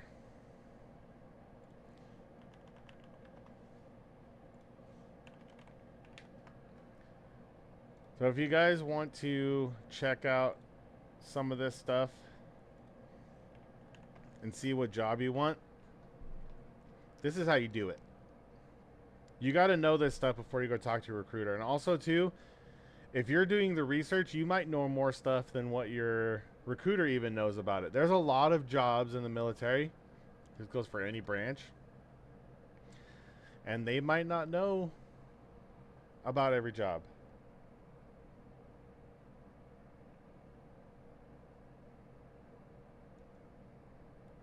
So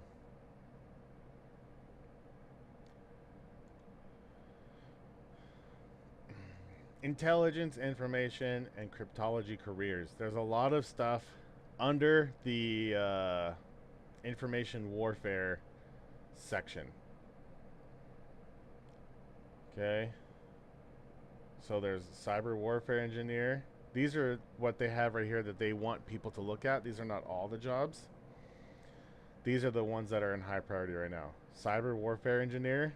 You guys can imagine this is a high demand job. There's freaking kids that know how to hack stuff and find people's IPs and dox you online because you killed them in Fortnite.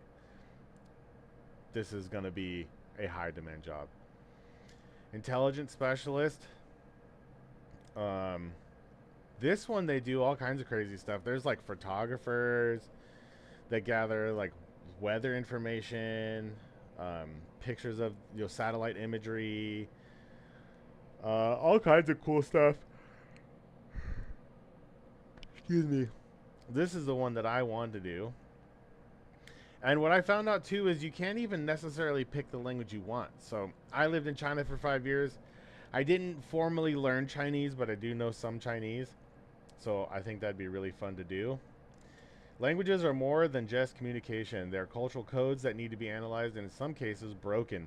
As a cryptologic technician interpretive, you're more than a linguist, you're a cultural expert. Able to translate and interpret foreign communications, the Defense Language School in Monterey, California will fully immerse you in the language of your choice. That means, I think for like a week, they speak English to you. After that, they start only speaking the language that you're supposed to be learning. So it's the same as when I went to China and basically no one spoke English. So I had to hear blah, blah, blah, blah, blah, blah, blah, until I could start recognizing the sounds. People would say, what do you think are the things that people say the most often? Hello, thank you, goodbye, and bad words, right? So those are the things I started learning first. Things that you hear the most. And then you have a friend who speaks English. You go ask them, hey, what is ni hao? Ni hao. And you actually are saying it properly because you hear people say it. So even before you know what it means, you hear ni hao, like the actual tones and everything. And you don't even know there's tones. You're just copying it. And then they tell you, oh, that means hello. And you say, well, oh, what is ni hao ma? And then they say it means the same thing, but ma is just like you're using a question tone, but they mean the same thing. Oh, okay, so you just learned two things. You heard it a million times, million, blah, blah, blah, until you got a headache. Bam, learned it. And then you go and tell your friend, hey, what is 谢谢? 谢谢. That means thank you. Boom. You know how to say it, and now you know what it means. It's like locked in. So full immersion, it works. It works. It forces you to study. It forces your brain to adapt. You get headaches. It gets really hard. When you're in the bathroom and the hallways, they want you to speak this language. They want you to speak this language. They don't want you to speak English. So here it says, your choice. That's not necessarily true. Full immersion in the language of your choice. That, I think, that is not being honest. They test you to see what you could do, and that's what they put you in. From Mandarin to Spanish. Again, here's also another thing that's not going to be true. Probably don't need Spanish. Here in North America, we have a lot of Spanish speakers. A lot of Spanish speakers, okay? But Mandarin, Arabic, and Russian, I guarantee we need a lot of that. You guys know the Middle East. They got Farsi. They have all kinds of Middle Eastern languages. Mandarin is not the only language in China. They also have Cantonese. They have like 200 different dialects. But a lot of people speak Mandarin in China. And then Russian. So they have cool videos here. Look at these guys are all relaxed. Responsibilities. Cryptologic technician, interpretive, serve as the Navy's experts in linguistics, including Arabic, Chinese, Korean, Persian, Farsi, Russian, and Spanish. Those are just some examples. Obviously, they're going to have people in every literal language that is needed. A lot of countries speak English too, so it's not necessary, but we do have people that speak Swedish, that speak Norwegian, that speak Polish, that speak all these languages, listening to those countries. And when we go to meet those countries, even though we're speaking in English to them, our leaders are speaking English, I guarantee you there is someone in the room who understands their native language, and anything they say within earshot, we are listening to. And they're doing the same thing too, even though we speak English. So collecting and analyzing foreign language communications of interest. This can be in any way, in person, on a computer, email, chat rooms, video, watching the news, TV, spying on meetings, interrogating people, talking to people in person. Okay. You guys ever watch like Black Hawk Down or something where the Marines or SEALs go in and clear a room and they capture the target, and then the guys are standing there, and then some other guy walks in the room after all the freaking sick badass guys have cleared the room. The next guy that comes in is the CTI. He comes in and talks to the people. That guy is a tool for the Special Forces guys. He is not necessarily a Special Forces guy. They're going to get jump qualifications, dive qualifications, learn how to shoot, learn how to do all that stuff, but they don't go through BUDS. They don't go through Ranger School. Maybe some of them do in like the Army and stuff, but they're not the badasses that the SEALs are, but they do get to work with those guys. Pretty sick. Transcribing, translating, interpreting foreign language and materials. You know, that could be from standard traditional language to slang, bad words. You know, in Chinese, they have some weird bad words, like they say, dang like a fi. That's Cantonese. It means beat your lung. It's kind of like another way to say, like, shut up or something like that. Or they say, choi soy, means like you blow water, or you're spreading rumors. Because they're talking about the water coming out of the corner of your mouth when you talk too much. Blowing water. In Mandarin, they say wanbandan, which literally means turtle egg. But it can be used in different ways to insult people, like calling them a coward or something like that. So that's just an example of kind of like stuff you would have to hear if you're a bad translator and you don't understand the culture. And, you know, slang and things like that too, you might not know. You might, why would he be calling him a turtle egg? That doesn't make sense, because that's not how we talk trash here in America. And same to them too. Same to those countries too. They have to learn how we use our weird slang and things like that too. We say weird stuff that does not translate into other languages. Reporting highly technical information of strategic and tactical importance to fleet commanders and national intelligence agencies. So again, here too, this is, you guys got top secret clearance to be in this. Your family has to all be native born Americans. You can't be like first generation American. If you do, it's going to probably be because you did really well in school or something like that, and you're going to have to get waivers, and you're going to have to be an extreme special case. But you have to be American to get top secret clearance. And they're going to investigate your whole background, where you've lived, your boss, your old employers, things you've said on social media, even on social media profiles you think you've deleted. They're going to check that stuff, you guys. So some of you people that put crazy political stuff online, you might want to think about that if you ever want to have a top secret clearance. Providing cultural and regional guidance in support of Navy Joint Forces national and multinational needs. You guys are not just working for the Navy, you're working for the Department of Defense. And that's going to be like, you know, any of the intelligence agencies, the president, the Marines, the Army, the Air Force. You're a very, very, very important person. Operating sophisticated state-of-the-art electrical radio receivers, recording devices, computer terminals, and associated peripherals and communications with signal environment. So, spy stuff. Work environment. Cryptologic technicians perform a variety of duties worldwide at numerous overseas and stateside shore commands aboard surface ships, aircraft, and submarines with naval special warfare. So, airplanes, ships, submarines, and on land. Okay? That's where you could be stationed as a CTI. They generally divide time between assignments ashore and afloat. So most jobs in the Navy, you have a certain amount of time at sea that you have to do and a certain amount of time at shore you have to do. You can request to be at sea back to back. You cannot request to be at shore back to back. But when you're in this kind of a super important role, you're probably going to be getting put wherever you're needed, because you're you're helping the country. This is an important job. Um, let's see. Clean can expect a clean, comfortable office type or small technical laboratory type environment while on shore duty, and a variety of air, surface, or subsurface platforms while on sea duty. Their work is of high interest to command and decision making levels. It is mostly mental, involving foreign language materials. So the training, like I was saying, they have A, B, and C school. You can make more money learning more languages. Um, and the longer you're in and the higher rank you get, you can ask to be sent to learn more languages, because going to school is going to take you away from working and applying what you know. So you got to really put in that work, I think, if you want the Navy to put you in to learn other languages.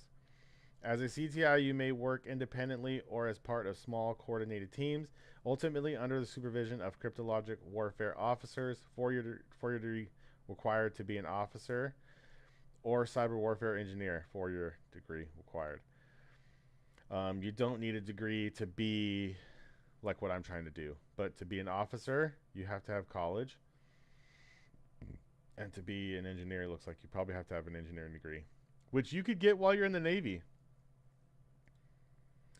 Upon completion of initial training at Recruit Training Command Great Lakes, known as Boot Camp, you'll report for specialized training, including A school. So when you go to boot camp for 10 weeks, it's 10 weeks right now. After boot camp, I think you go home for a little bit, and they schedule you to go to A school. So if I was a CTI, I'd be going to Monterey, which is just up here in Northern California. And it's like 9 months to a year, I think, depending on the language. And you have to go to the Defense Language Institute, and that's if you pass the DLAB. I don't know why it doesn't say here. Maybe you take the DLAB before you go to boot camp. I don't know. It doesn't say anything about the DLAB in here, but you have to take the DLAB. Class A school, Phase 1, Defense Language Institute, 27 to 64 weeks in Monterey, California for comprehensive foreign language instruction. After A school, CTIs are usually assigned to their respective center of excellence shore station. While assigned to these shore stations, CTIs are often required to perform temporary assignments aboard aircraft. So you're going to have to do watch. Okay. Everybody on the ship has to go work and clean the dishes and things like that. You have to go help with the CSs. Everyone has to do that. That's a Navy tradition. Make sure when you do that, you do that really, really well. Do not complain. I think my brother actually got an award on his ship for like cleaning the deep sink the best anyone has ever done it before. People do notice things like that. When you don't complain and you try really hard, people do notice, because so many people complain. Don't be that guy or girl. But yeah, temporary assignments aboard aircraft. Everybody has to stand fire watch and do all these things, okay? Everybody does that stuff. Surface ships and craft and submarines in support of unit commanders. To learn more about specific training paths, connect with a recruiter. Good luck finding a recruiter who knows about this job. Promotion opportunities are regularly available but competitive and based on performance. Advanced training. Advanced training as a cryptologic interpretive may also be available during later stages of your career. CTIs will have the opportunity to attend annual training for language maintenance and to take intermediate or advanced foreign language training. For those with further leadership aspirations and a college degree, officers' roles may be available, providing opportunities to lead to train others. You can get your bachelor's degree being a CTI and completing this stuff. That's pretty freaking exciting. And then, like I said, so what they're saying here is language maintenance, and they're just going to make you a little bit better, and then intermediate and advanced foreign language training. So you guys, this is called a dianhua. This is a phone in Mandarin. I don't know what an energy drink is called in Mandarin. I don't know what a notebook is called. There's going to be like job specific vocation specific terms that you'll need to know, like in advanced stuff. So even your English vocabulary is based on what you know. That's the easiest way to explain it. So if you go hang out with someone who has a really cool job doing something technical, say they're a CNC machine operator, and then they tell you, oh, I work on this 4D axis machine. You have no idea what that means. You don't know what that means. And that's not because you're stupid. That's because that is their vocabulary specific to their job. They were trained that to know. That means their CNC machine can work on a 4-dimensional axis instead of 2-dimensional, which is left, right, up, and down. Theirs can work on this and this and this and this. It can go in like a circle. So if you don't know how to say that in English, you probably don't know how to say it in Chinese. So that's where you would go learn advanced foreign language training. Okay? And this stuff you learn from native speakers, which is pretty sick. If you watch some of the YouTube videos on it, they show like the Korean teachers like bringing Korean traditional outfits and putting it on the students and teaching them about it and teaching them about their culture and stuff. Pretty sick. Beyond offering access to professional credentials and certifications, Navy technical and operational training in the field of intelligence can translate to credit hours toward a bachelor's or associate's degree through American Council on Education. You may also continue education through undergraduate degree opportunities like Navy College Program. So you can go to school in the Navy. You don't have to wait till after. So the tuition assistance is after, and the Navy College Program is while you're in. I would try to do both. Like if you wanted to get your doctorate or PhD, that's a lot of school, right? The tuition assistance probably won't pay for all of that. The GI Bill or whatever, which you can use on yourself or you can use on your kids, is not going to pay for all of a PhD. But if you did most of it in the Navy College Program, night classes, things like that, online school, this probably would cover the rest of it. Pretty cool, right? Here's some qualifications and requirements. So a high school diploma or equivalent. I have a GED. I don't have a diploma.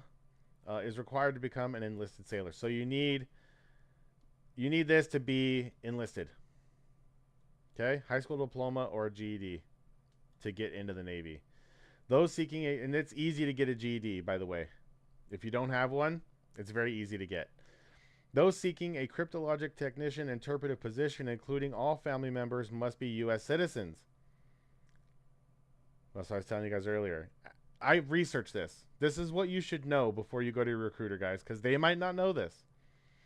Applicants must also meet eligibility requirements for a top security, sensitive, compartmented information security clearance. Normal hearing is also required. This you might not know. You might have to dispute stuff. People have had their identities stolen and have evictions and things like that on their record, and they don't even know. Maybe they live with their parents. Someone stole their social, and they have an eviction on their record, and you don't even know. And you'll be able to, tell them that, hey, I've lived with my parents. I don't know how I got that. There's other things too. I had a letter in the mail say that I got in a fight with someone in Florida or something, and I had to mail those people, mail that sheriff's department, say like, oh no, I live here in California. I've been here. I was here on this day. You'll have to probably, they'll find that. Applicant, and if you have tickets or anything, warrants or anything like that, they're going to find all this stuff. Applicants for this rating should be aware that the duty... Oh, also, too, you can't have crazy debt because they're going to assume your liability and then you'll take a payment to give up information. Okay? You can say, oh, no, I would never do that. But, from their experience, they can see that people who have large amounts of debt will be desperate to fix that debt. It doesn't mean anything. Like people who don't have debt, they just want to, they're scummy and they want to take a lot of money. They might do that too. Okay. But this is just one way that they try to lower that number of bad people. They should have exceptionally good character. Okay. Don't be anti-America. You can't have stupid stuff on the internet saying you hate the government. Don't have anything saying you hate Joe Biden or Donald Trump. Don't be extreme left or extreme right. Okay. Don't have guns waving on your social media or middle fingers, saying disrespectful things, okay? Have exceptionally good character. You got to know your story. Why are you going in the Navy? Have a good reason, you guys, okay? I have a really good reason why I'm going in the Navy. Posted a video on it, a post on YouTube about it. I have a long family history of Navy excellence. So I would love to be able to continue that tradition, my family tradition. The ability to learn foreign languages. They're going to test you on that. Okay? They're going to give you a special test that you cannot study for. Above average writing and speaking skills. I could step up my punctuation. I know how to use it, but I don't. I could also write better than I do, but I write pretty sloppy. And speaking skills. A good memory, curiosity. So good speaking skills, you should be able to speak to people, not be nervous, be confident in what you say. I think that shows, like when I do my reviews. All of my reviews are unplanned, unscripted, right off the top of the head. Boom, your boy got speaking skills. A good memory. I have a decent memory. I have not tested it in a long time, so I don't know what they consider good memory. We'll have to see. Curiosity. Curiosity is really good, you guys. Curiosity means you're going to be interested to learn. You're probably going to do things on your own to get better. So, for instance, maybe to challenge yourself, you watch anime with no subtitles. You just watch it in whatever Japanese, okay, or whatever language you're learning. You might do that on your free time and try to understand what they're saying. If you hear a word, you don't know what it means. Arabic and stuff like that, I don't know if you could do it, but Chinese has a thing called pinyin where you can write words with English letters, and then you can go figure out what it is later, even if you don't know calligraphy. So that's something cool about Chinese. Resourcefulness and orientation toward. So that's, resourcefulness is being able to just like do things on your own, guys. Look things up. Like how I'm looking this up right here on my own, or I'm getting all of my paperwork on my own. That's resourcefulness. Okay. Being able to, I do safety professionally, and you don't have to memorize all of the things in safety, but you have to be able to know how to find the rules and the standards and things like that. Okay. That's resourcefulness. Or know who to ask, where to find it. An orientation toward ideas and information, and the ability to keep accurate records and work with details. Okay, so being organized is a very big thing here. And then when you're keeping accurate records, you're not doing things with your opinion or feelings. You're just putting down what you hear, what you see, what you interpreted, literally. Not your what you thought they meant, or like if you see two people come up and it looks like they're fighting, but you don't hear what they're saying, you don't know the context. All you could say is, I saw this guy come from over here, this guy was standing here, and he pushed him. That's all you saw. That's how you would record that event and what you saw. You wouldn't say, this guy was here minding his own business, and this guy came out of nowhere and totally shoved this innocent guy. That's not accurate record keeping and details. So there's a good example for you guys on that. Adaptability to a wide range of work activities and environments, and interest in technology and willingness to acquire computerized skills are also important. Okay. You guys, these guys work at desks. They work in airplanes. They work in submarines. They work in ships. They also work out in the field. You can get stationed at Guantanamo Bay. If you don't know what Guantanamo Bay is, they interrogate bad guys there. Okay? It's a prison for bad guys. And they interrogate them there. War criminal bad guys. Interest in technology and willingness to acquire computerized skills. So they want people, who are wanting to get better and learn. Technology changes all the time. So applicants for this rating should be aware that the duties of a cryptologic technician interpretive sometimes require assignment aboard surface vessels, submarines, and aircraft. If otherwise physically qualified for submarine or aerial flight duty, applicants must affirm their willingness to serve aboard such any unit if assigned upon completion of language training. General qualifications may vary depending upon whether you're currently serving, whether you served before, or whether you're never served before. So, when you go to MEPS and they ask you, are you claustrophobic? Say no. If you say you are, you're not going to be able to go on a submarine. When you go to MEPS and they ask you, are you afraid of heights? Say no. Because if you say yes, you're not going to be able to go on any airplanes. Okay? Just say no. They're going to train you. If you go and you're scared in boot camp, if you go to A school and you're scared, you go to jump school and you're scared, trust the people training you. They know how to make soldiers out of you, okay? Part-time opportunities. There are part-time opportunities available as a crypto logic technician interpretive, CTI. Serving part-time as a Navy Reserve sailor, your duties will be carried out during your scheduled drilling and training periods. During monthly drilling, cryptologic technician interpretive in the Navy Reserve typically work at a location close to their homes. For annual training, CTIs may serve anywhere in the world, whether on ship, sea, or base intelligence, or installations on shore, sorry. Take a moment to learn more about general roles and responsibilities of Navy Reserve sailors. Most of what you do in the Navy Reserve is considered training. The basic Navy Reserve commitment involves training a minimum of 1 weekend a month and 2 weeks a year, or equivalent of that. Cryptologic CTIs in the Navy Reserve serve in an enlisted role before receiving the ongoing professional training that comes with the job. Initial training requirements must be met. For current or former military enlisted service members, prior experience satisfies the initial recruit training requirement, so you will not need to go through boot camp again. For those without prior military experience, you will need to meet the initial recruit training requirement by attending boot camp. That's cool. So if you were in before, you got out, looks like you don't have to go to boot camp again. I wish there were some people on here on live talking, so we could pick another job to talk about, but information warfare is my favorite. I think it's pretty sick. Some of these I don't think I could do personally. I wouldn't know until I tried to do it.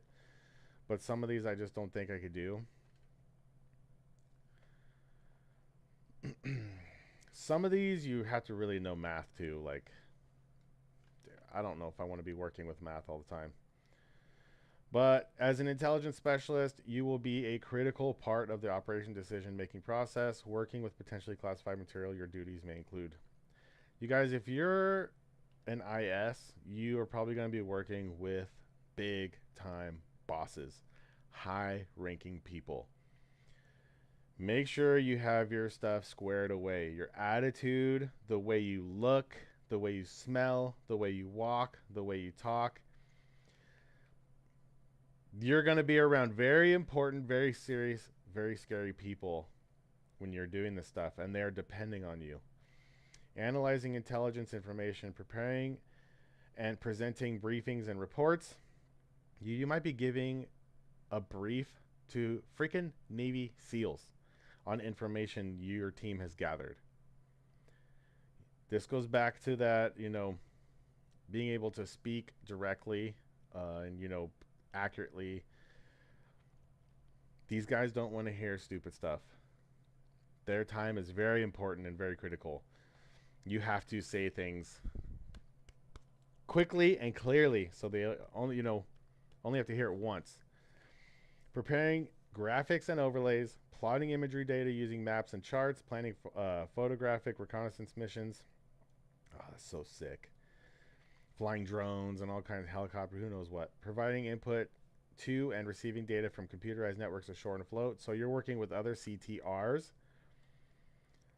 You know, they're sending information to the ISs using intelligence database libraries and files. So we're going to have intelligence stores, you know, servers and files, shared files and things like that with information from the past and things gathered.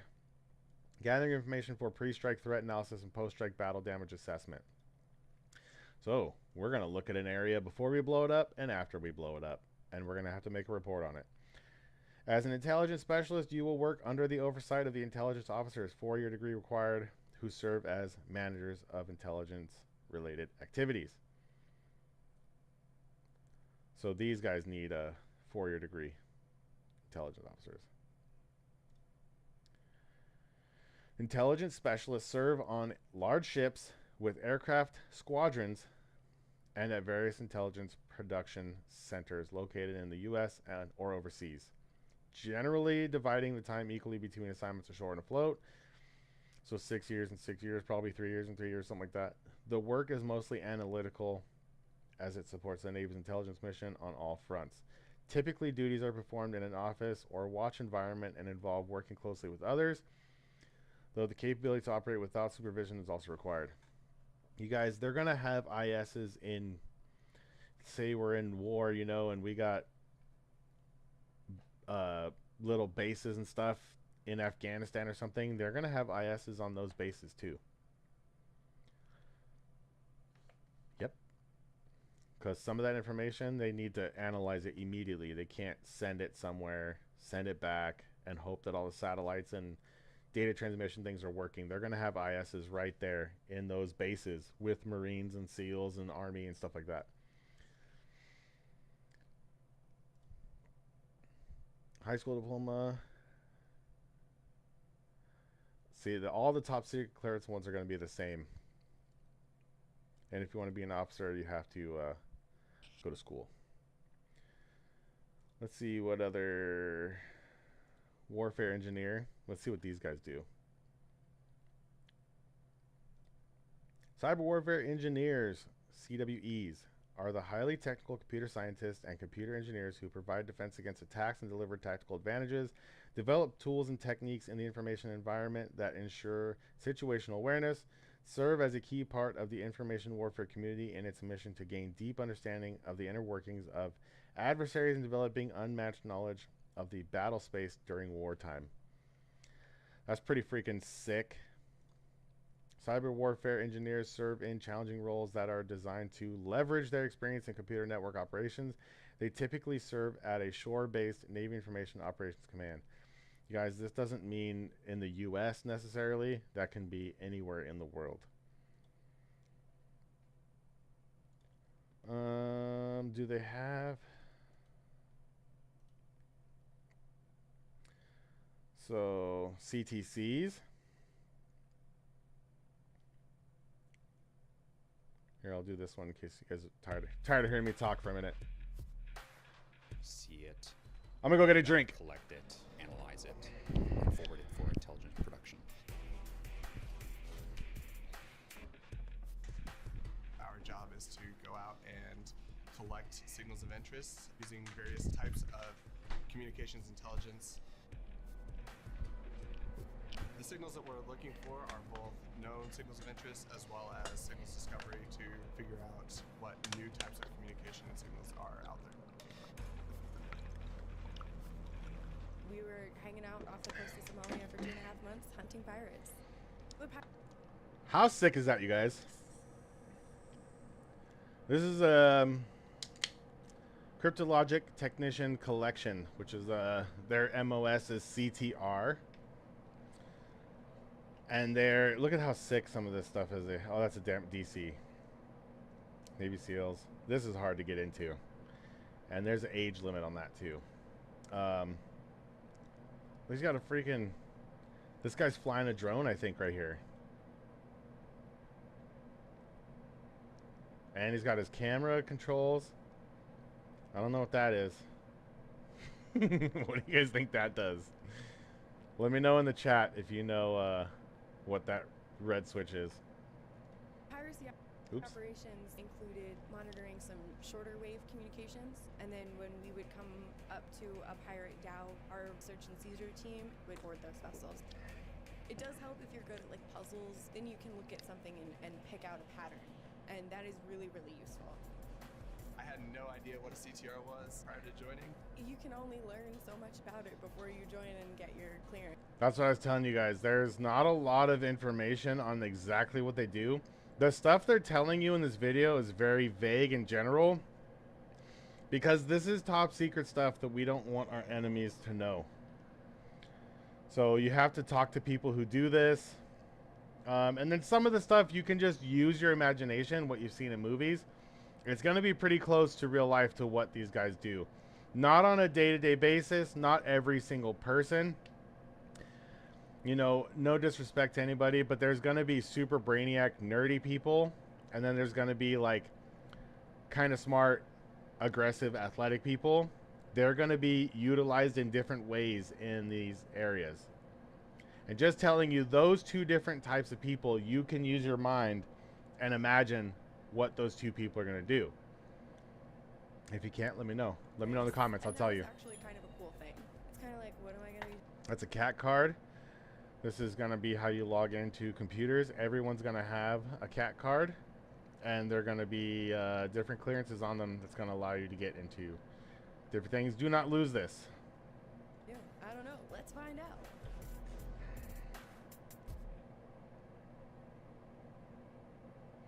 So DC, basically the firemen in the Navy. Oops. I'm a police officer. Hey, Military work dog. what just happened? I never imagined myself. So if you wanted to be a fireman in the civilian world, you don't know how to get into it, here's a good way to get some training. Being a firefighter. Get paid to do it. I started out, I was a civilian firefighter before I came in here. I was from a real small town in Iowa, so you know we didn't have a whole lot of excitement going on. I went in to see the Navy recruiter, asked what was the closest thing to being a firefighter, and he said damage controlman. So I said, sign me up. You want to make sure that the equipment that you're going to take on scene works properly and is ready to go in the event that you need to go handle a casualty in any way, shape, or form, fire, flooding, toxic gas.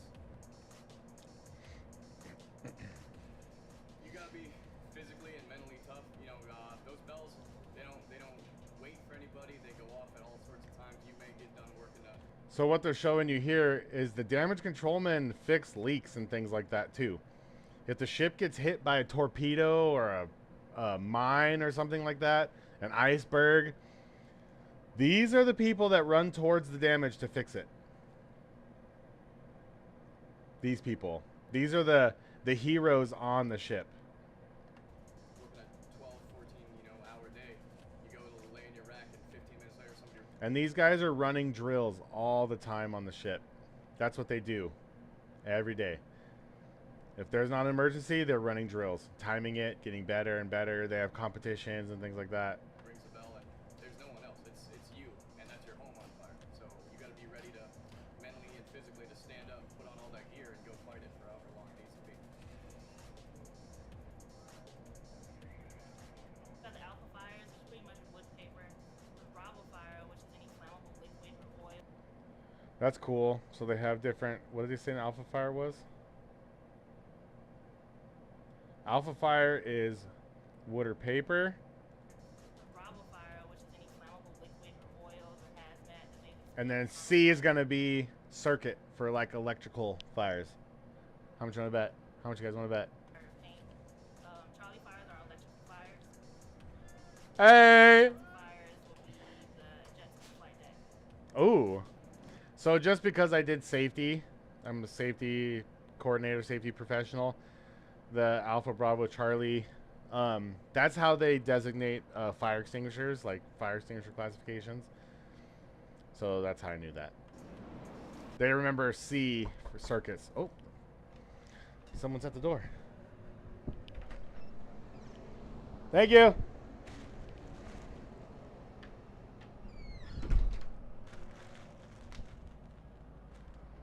Ooh.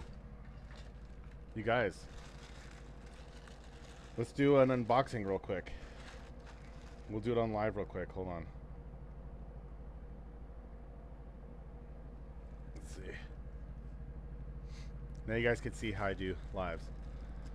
What's up, Berserkers? So right now I'm filming an update on YouTube. I'm live on YouTube right now, talking about some Navy stuff and where I'm at. And oh, are you focused? What's up, Tyler? And we just got a package delivery for the reviews. And it is lightning rod throttle burst shot. This is a big shot. I know it's reversed and not focused. They sent us 4, so two of each. Actually, we could share these two. Probably have Jake try one, Wishbone try one.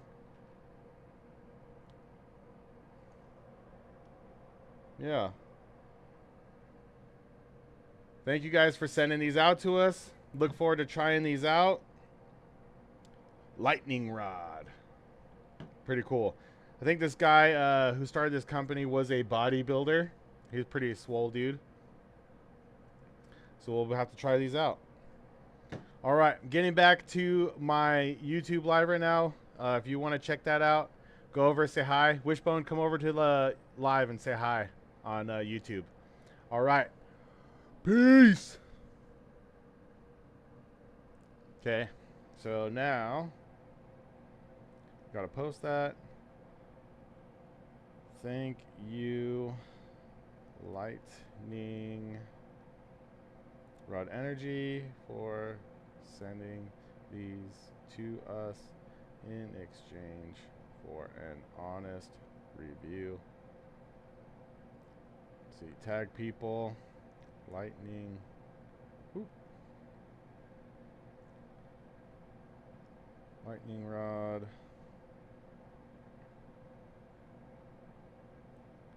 Wishbone. Boop. Cover.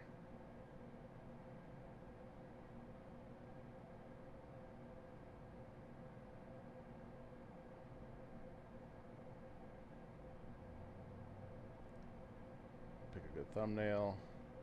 Location. Share. Okay. Alright. This is what they sent us to review. These are big shots. These are like double the size of like the 5-hour energy shots. 150 milligrams of caffeine. A little hard to see right here. My eyeballs can't see that right. It looks like it has citrulline in it. Beta-alanine. Tyrosine. Alpha GPC. Oh, this is pretty cool. This is actually kind of a cool thing. Excited to try that.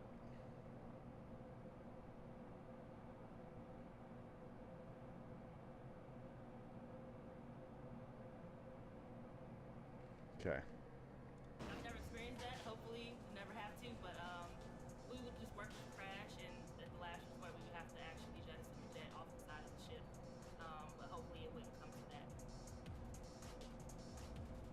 During one of our workup underways to get ready for deployment, we did have a fire and just started up. We had to respond to that at about 10 o'clock at night. So those air tanks and the respirators and stuff they're wearing is called scuba, and you have to be clean shaven. I think our armed forces are the only ones that make you stay clean shaven, but like, you know, you can't have a beard or anything like that. These go up over your nose, which is why the mustache you can have a mustache, but it can only be like right into here, you know. You can't have a super wide one, because that seal is very, very important. We had a bunch of guys who had just shown up weeks before, you know, brand new.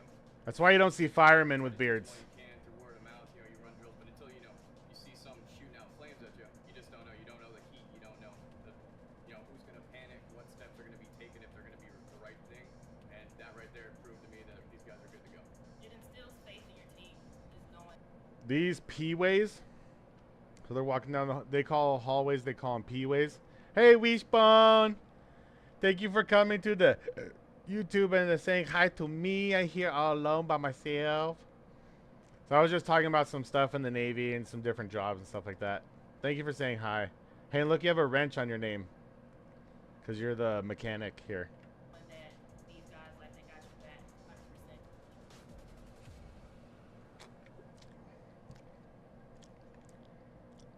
100%. Let's see what other cool jobs. Aviation support equipment technicians, or ASs.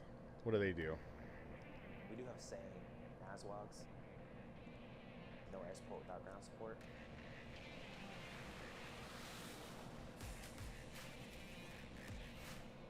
What we do is we manage and maintain all of the different ground support equipment that you need to fly an aircraft. The misconceptions about my job is that we only work on engines. We work on pumps, electrical systems, hydraulic systems, all kinds of stuff. We own every forklift on the boat.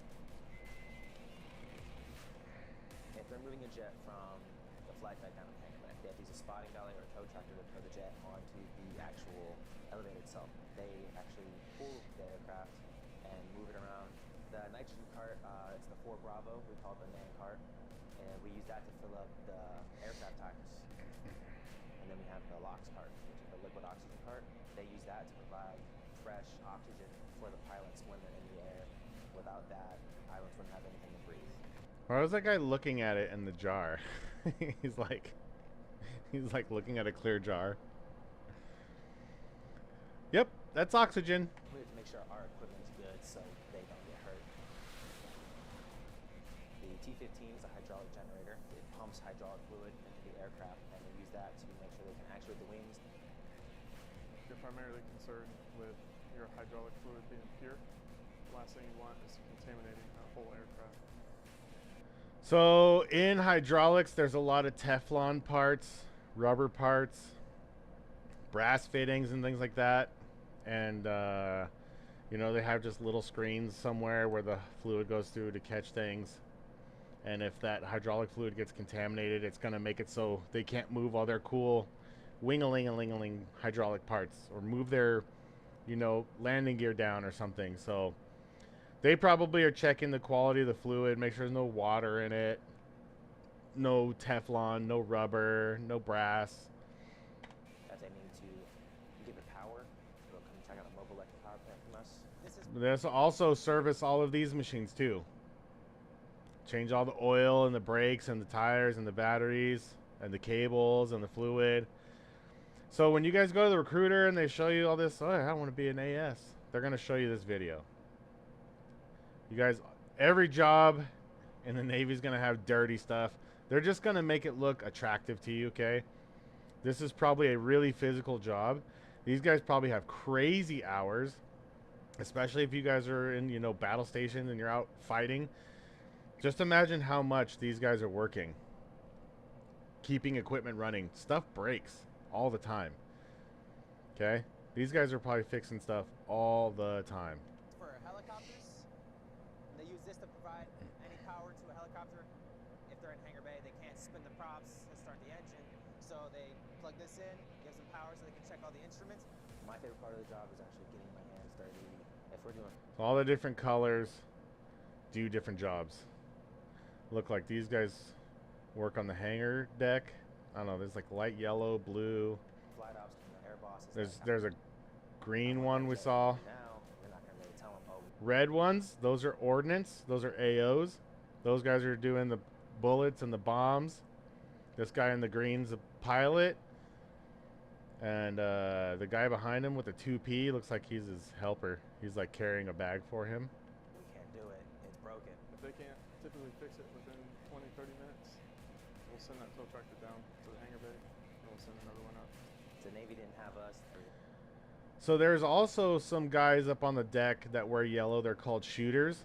Those are the ones that freaking launch the planes and stuff like that. And they do all the cool hand signals, you know, launch the planes. Break a lot more. We're such a small knit community. It's cool to know this stuff, you guys, before you go in. All right. Go have a nice bike ride, Chris. Thank you for coming and saying hi. I appreciate it, dude. And helping boost my algorithm. That when you join the AS That guy was a shooter. Did you guys see that? What I was just telling you about?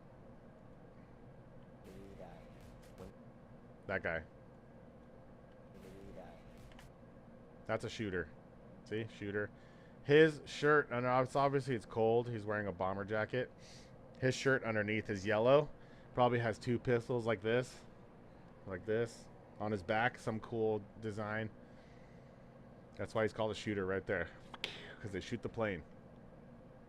He's got to confirm with all these guys. These guys are the ones controlling the catapults. See this steam cloud right here? So this plane right here is literally being launched right now. There's a track here that's got a steam catapult. This thing is boosted up. The steam catapult's holding the plane back while he's throttled all the way up.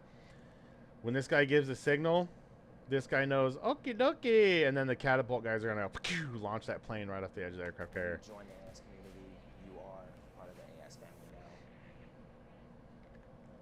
Pretty cool.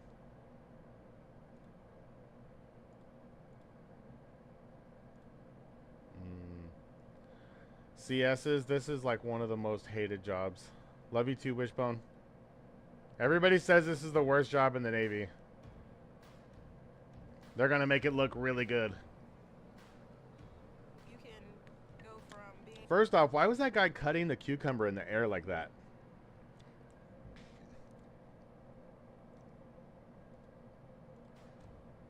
Wait a minute. What the heck is this? You guys see this? What the hell? Bro, put that thing down. What are you doing? Is this just for the camera? This is stupid.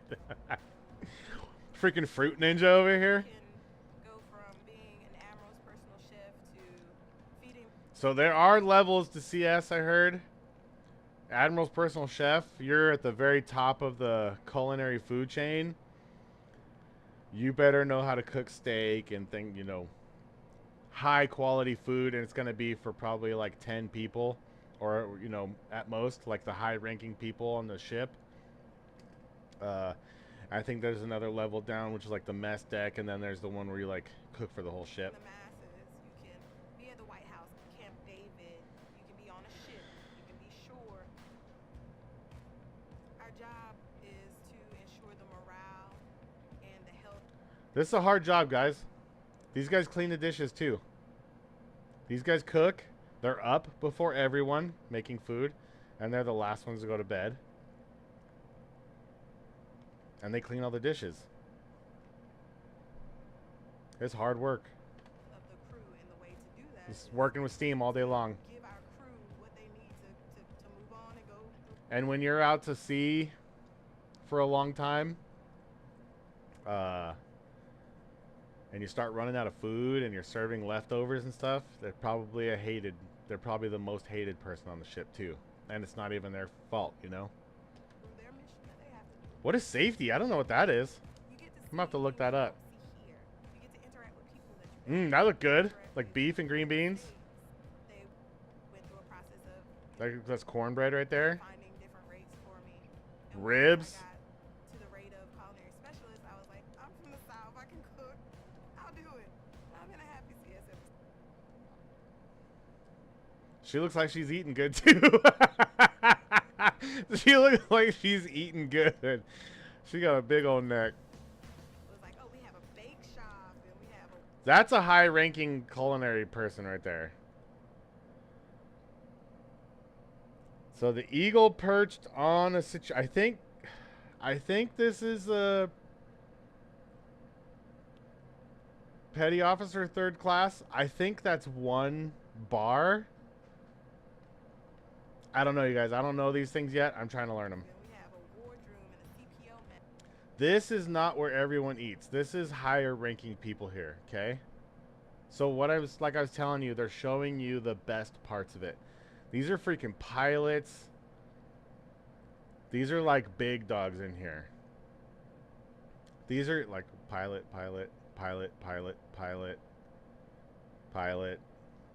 These are CPO mess. I don't know what these chief petty officers mess. I think that's what this is.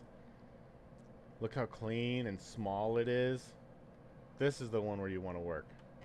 All these opportunities for me to expand and get more knowledge, because our time here in the Navy is just not wasted time. It's time that we're actually honing these skills. We're getting training. We're mastering what we love to do.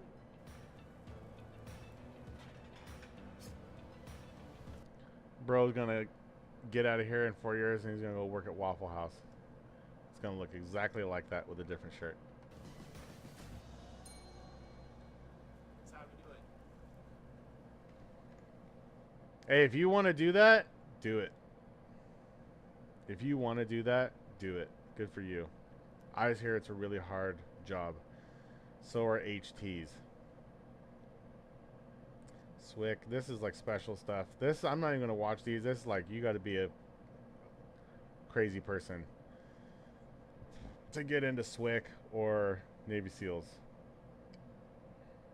I think, did we watch the IS one? Did we watch this? When you have an admiral asking you what your opinion is of a I love this. situation and they're about to make a decision based on So the guys, let's just say these guys right here, you can't see me pointing. Let's say these are the interpreters. They're looking at body language. Look at, here's more white people. Body language. There can be things being said that aren't coming out of your mouth. off of that. You're the go-to person. Primary job of an intelligence specialist is to take multiple sources of information, fuse them into a cohesive whole, and then distribute that information to the operator, essentially giving the best picture of what's going on in an area or part of the world, so they have all the information they need to be able to execute. When you got scrambled eggs on your hat, you're a big deal. Okay? Not everybody can have those on their hat, just so you know. I don't know what they're actually called, but I know that they're called scrambled eggs. Your operations properly. We are most closely aligned with the cryptology community. That's pretty cool how the screen you can see through both sides. I don't know what the heck this is. If this is a movie set. I don't know what this is. If this is realistic or not. I doubt it is because they probably wouldn't be showing it to us, you guys. I think this is just like a artistic depiction of a situation you might be in. Like, this is nothing. This is a graphic, what we're looking at here. This is like a screenshot from an old Command and Conquer video game. We also are tied in with weather. Like, this is a voltmeter, beep, beep, beep, beep, and that's just blasting past so fast no one can see it. There's some triangulation off South Africa. There's the globe, the globe. It's just to get you hyped up about the job. Weather will affect a lot of things. This is cool. Now this is actually more detailed what they're doing. So like I was saying, these guys look at the weather and give reports on what the weather's going to be like to people. You know, some special ops team might have to cancel their job because some hurricane is coming or something. This is really cool, important stuff right here. And you could use this in the civilian world. You could become a weatherman or something. Probably make 6 figures. You could work for SpaceX and be like, hey, this is not a good time to launch your rockets and satellites. Like, top secret clearance. You know how to do this stuff. Some pretty cool stuff, you guys. Things in the intelligence battle space. What is the normal pattern of life?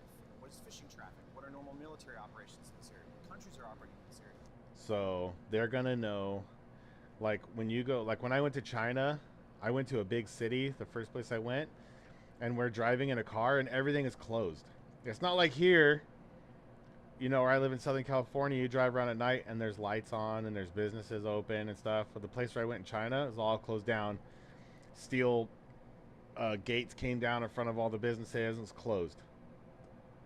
So you got to learn that kind of stuff culturally. Like you learn, you know, oh, hey, you can't buy alcohol on places on the weekends, or, you know, you have to learn all that kind of stuff. But also the histories and cultures of the areas in which you're operating. Yeah, you got to learn stuff about their religion, what days they go to pray, what times they go to pray, where they're going to be. That kind of stuff can be used for the military's advantage too, knowing that stuff. We do a lot of trend analysis. what we assess someone will do based off their previous actions. The raid has many different roles attached to it. Authorized personnel already know. No wireless, electronic, or recording device permitted while classified information. You can't have your cell phones. Can't have anything in there. Can't have your smartwatch. Pretty cool stuff, you guys. Everything from imagery processing and analysis to supporting a Trying to see on her glasses what she's looking at. She's probably watching my videos. Okay, so like I was telling you guys, these guys, this is special forces, right? Special operations forces, SOF. I don't know who it is. I don't know. I'm not in the military, so I don't know if it's the SEALs. I don't know if it's EOD. I don't know if it's the Marines. I don't know if it's Delta Force. I don't know who it is. Okay? But there are CTs that go and take these pictures. There are CTs that go and watch what they've blown up afterwards. They watch this video and analyze it and make reports on it. That is freaking sick, you guys. And you can't go tell people about it. You have to keep these secrets. There's guys that watch this drone footage. This is drone footage. Here's some special forces guys. Look at these guys up on the roof here. More special forces guys. North is this way. They're gathering this. They have to know how fast these guys, they're timing, all kinds of things. They watch this video over and over and over and over and over. Analyze it and make reports from it. Like game footage, you know, for football players and stuff. Blued it up. And then just look around, see if anybody... I don't see anyone else around. I worked at the Pentagon for intelligence that went up to the Joint Chiefs of Staff. You need to be able to effectively communicate on goings-on in a specific country. Yeah. If you're a good communicator and you're very detail-oriented, I feel like you can do really well in this career. There's like, see, this is all binary code. So it's just trying to show you how this is like gathering information. Like here's a kid and he's 001, 0101, 0001, 11100. Like this is binary code. This is how computers see. They just added it just for cinematic effect, but it's data. All this is data being gathered. Power lines. This is like an EOD truck right here driving down the street, just gathering intel. This little kid's waving. Hey, what's up, Americano soldier? I love you. Trees, hotspots, or any specific... Dude, that's like some Vietnam stuff right there. ...specific area that we are going to be deployed to. I had an operation where the outcome was very good for us. I can't get really into it. It's funny. They literally cannot get into it. They can't. So, you guys got to use your best judgment when picking one of these information warfare jobs because there's not a lot of public knowledge on it. But just know, any movies you see is based on real stuff. It's based on books that SEALs have written, things that have happened in the past that's not top secret anymore. The guys in information warfare, in my opinion, are really cool. They're not the soft guys, but they are an integral part of how the soft guys are so successful because of their information. The heck? In specifics on it, but yeah, we directly. Yeah, we killed lots of people. We were very good at it, and we got in and out. Resulted in saving. Tomahawks away! Alright, we'll watch one with Swick. I think Swick is pretty cool. Swick are the guys that operate the boats for like the special forces guys and stuff.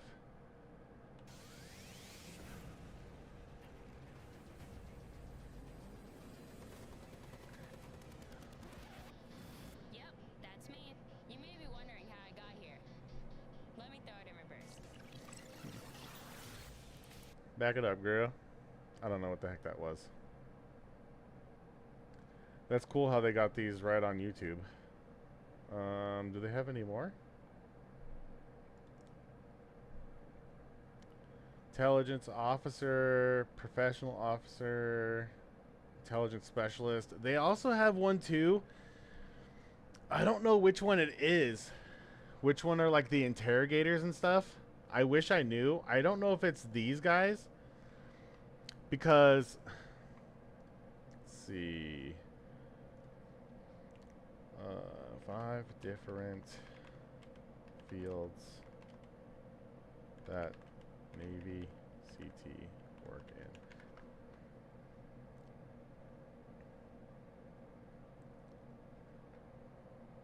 I'm trying to find out.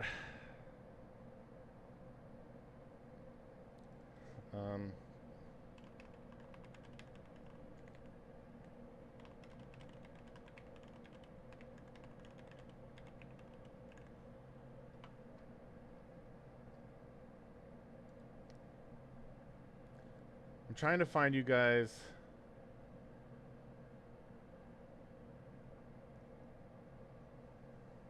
Why doesn't it show?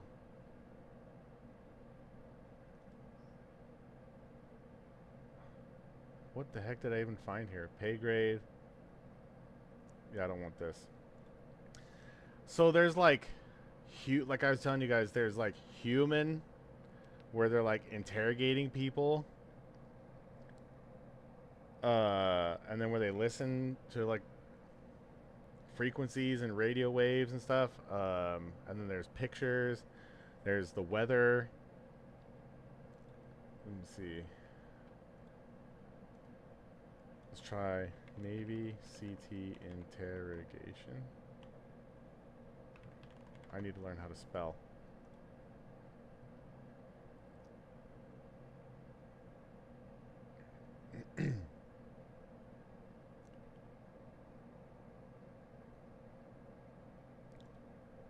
People operate advanced computer systems to conduct information. Collect, analyze, and exploit signals of interest throughout the radio frequency RF spectrum. So there's... This is what I was talking about, why it's hard to figure out this stuff. Like when you're researching it, exactly what they do. Some of this stuff, you're not even going to know the cool stuff they do until you get into it.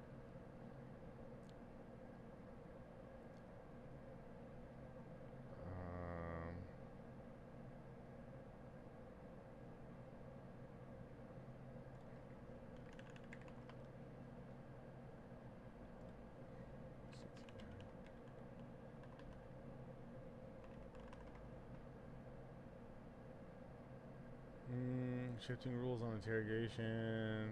How naval intelligence works together with CTRs during interrogations. The interpreters or the interrogators, if they had questions about something, they would always know the answer to the question that they're going to ask before they ask, like a detainee or somebody.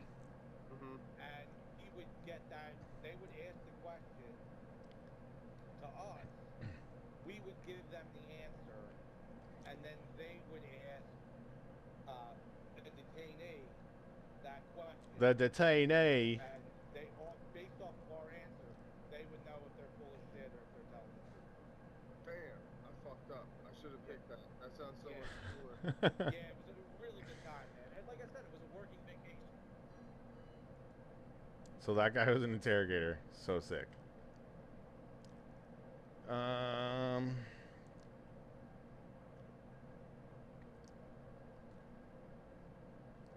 Dude, you guys can't find stuff on what these guys do.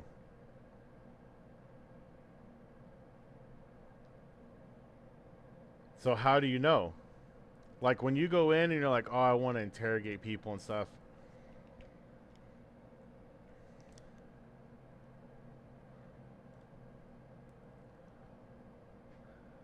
Like it doesn't even ever say on here, you know? I'm guessing it's probably the... I don't know. Which one do you guys think it is? Go on the chat live and ask them.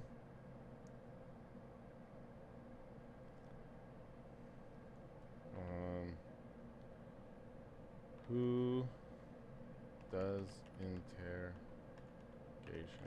in the Navy?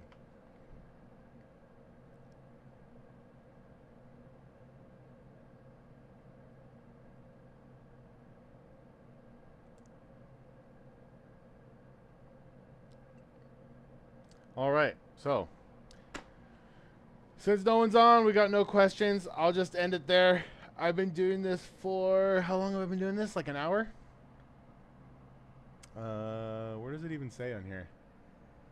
I think we got an hour up here. We went over some boring stuff at the beginning. If you stuck around till the end, then you saw us look at some cool stuff too. I've been shaving. You see I got a little, I have this little mole that I cut. I'm trying to shave in the shower without looking. Cut the hair on my head. Trying to get used to it. If you're a dude and you shave, you know what I'm talking about. If you haven't shaved in a long time, your skin actually has to get used to shaving, especially when you have really coarse hair like I do. So I only have a few months to shave every day and kind of get used to it. So when I go to boot camp, my face isn't all super sensitive. This is one kind of preparation, you guys, that I do. Also, it shows my recruiter that I'm very serious. It's going to show MEPS I'm very serious. I think you have to shave anyways before you go to MEPS, but practice my push-ups, my plank, and my run. And practice my math. So if you guys have any questions, let me know in the comments. If you're joining, what job do you want to do? Let me know in the comments. Maybe I'll pull it up here and we'll look at it. We'll talk about it. We'll research it together. I do have a couple people said they're joining at an older age like me, like myself. So hoorah to those guys. That's awesome.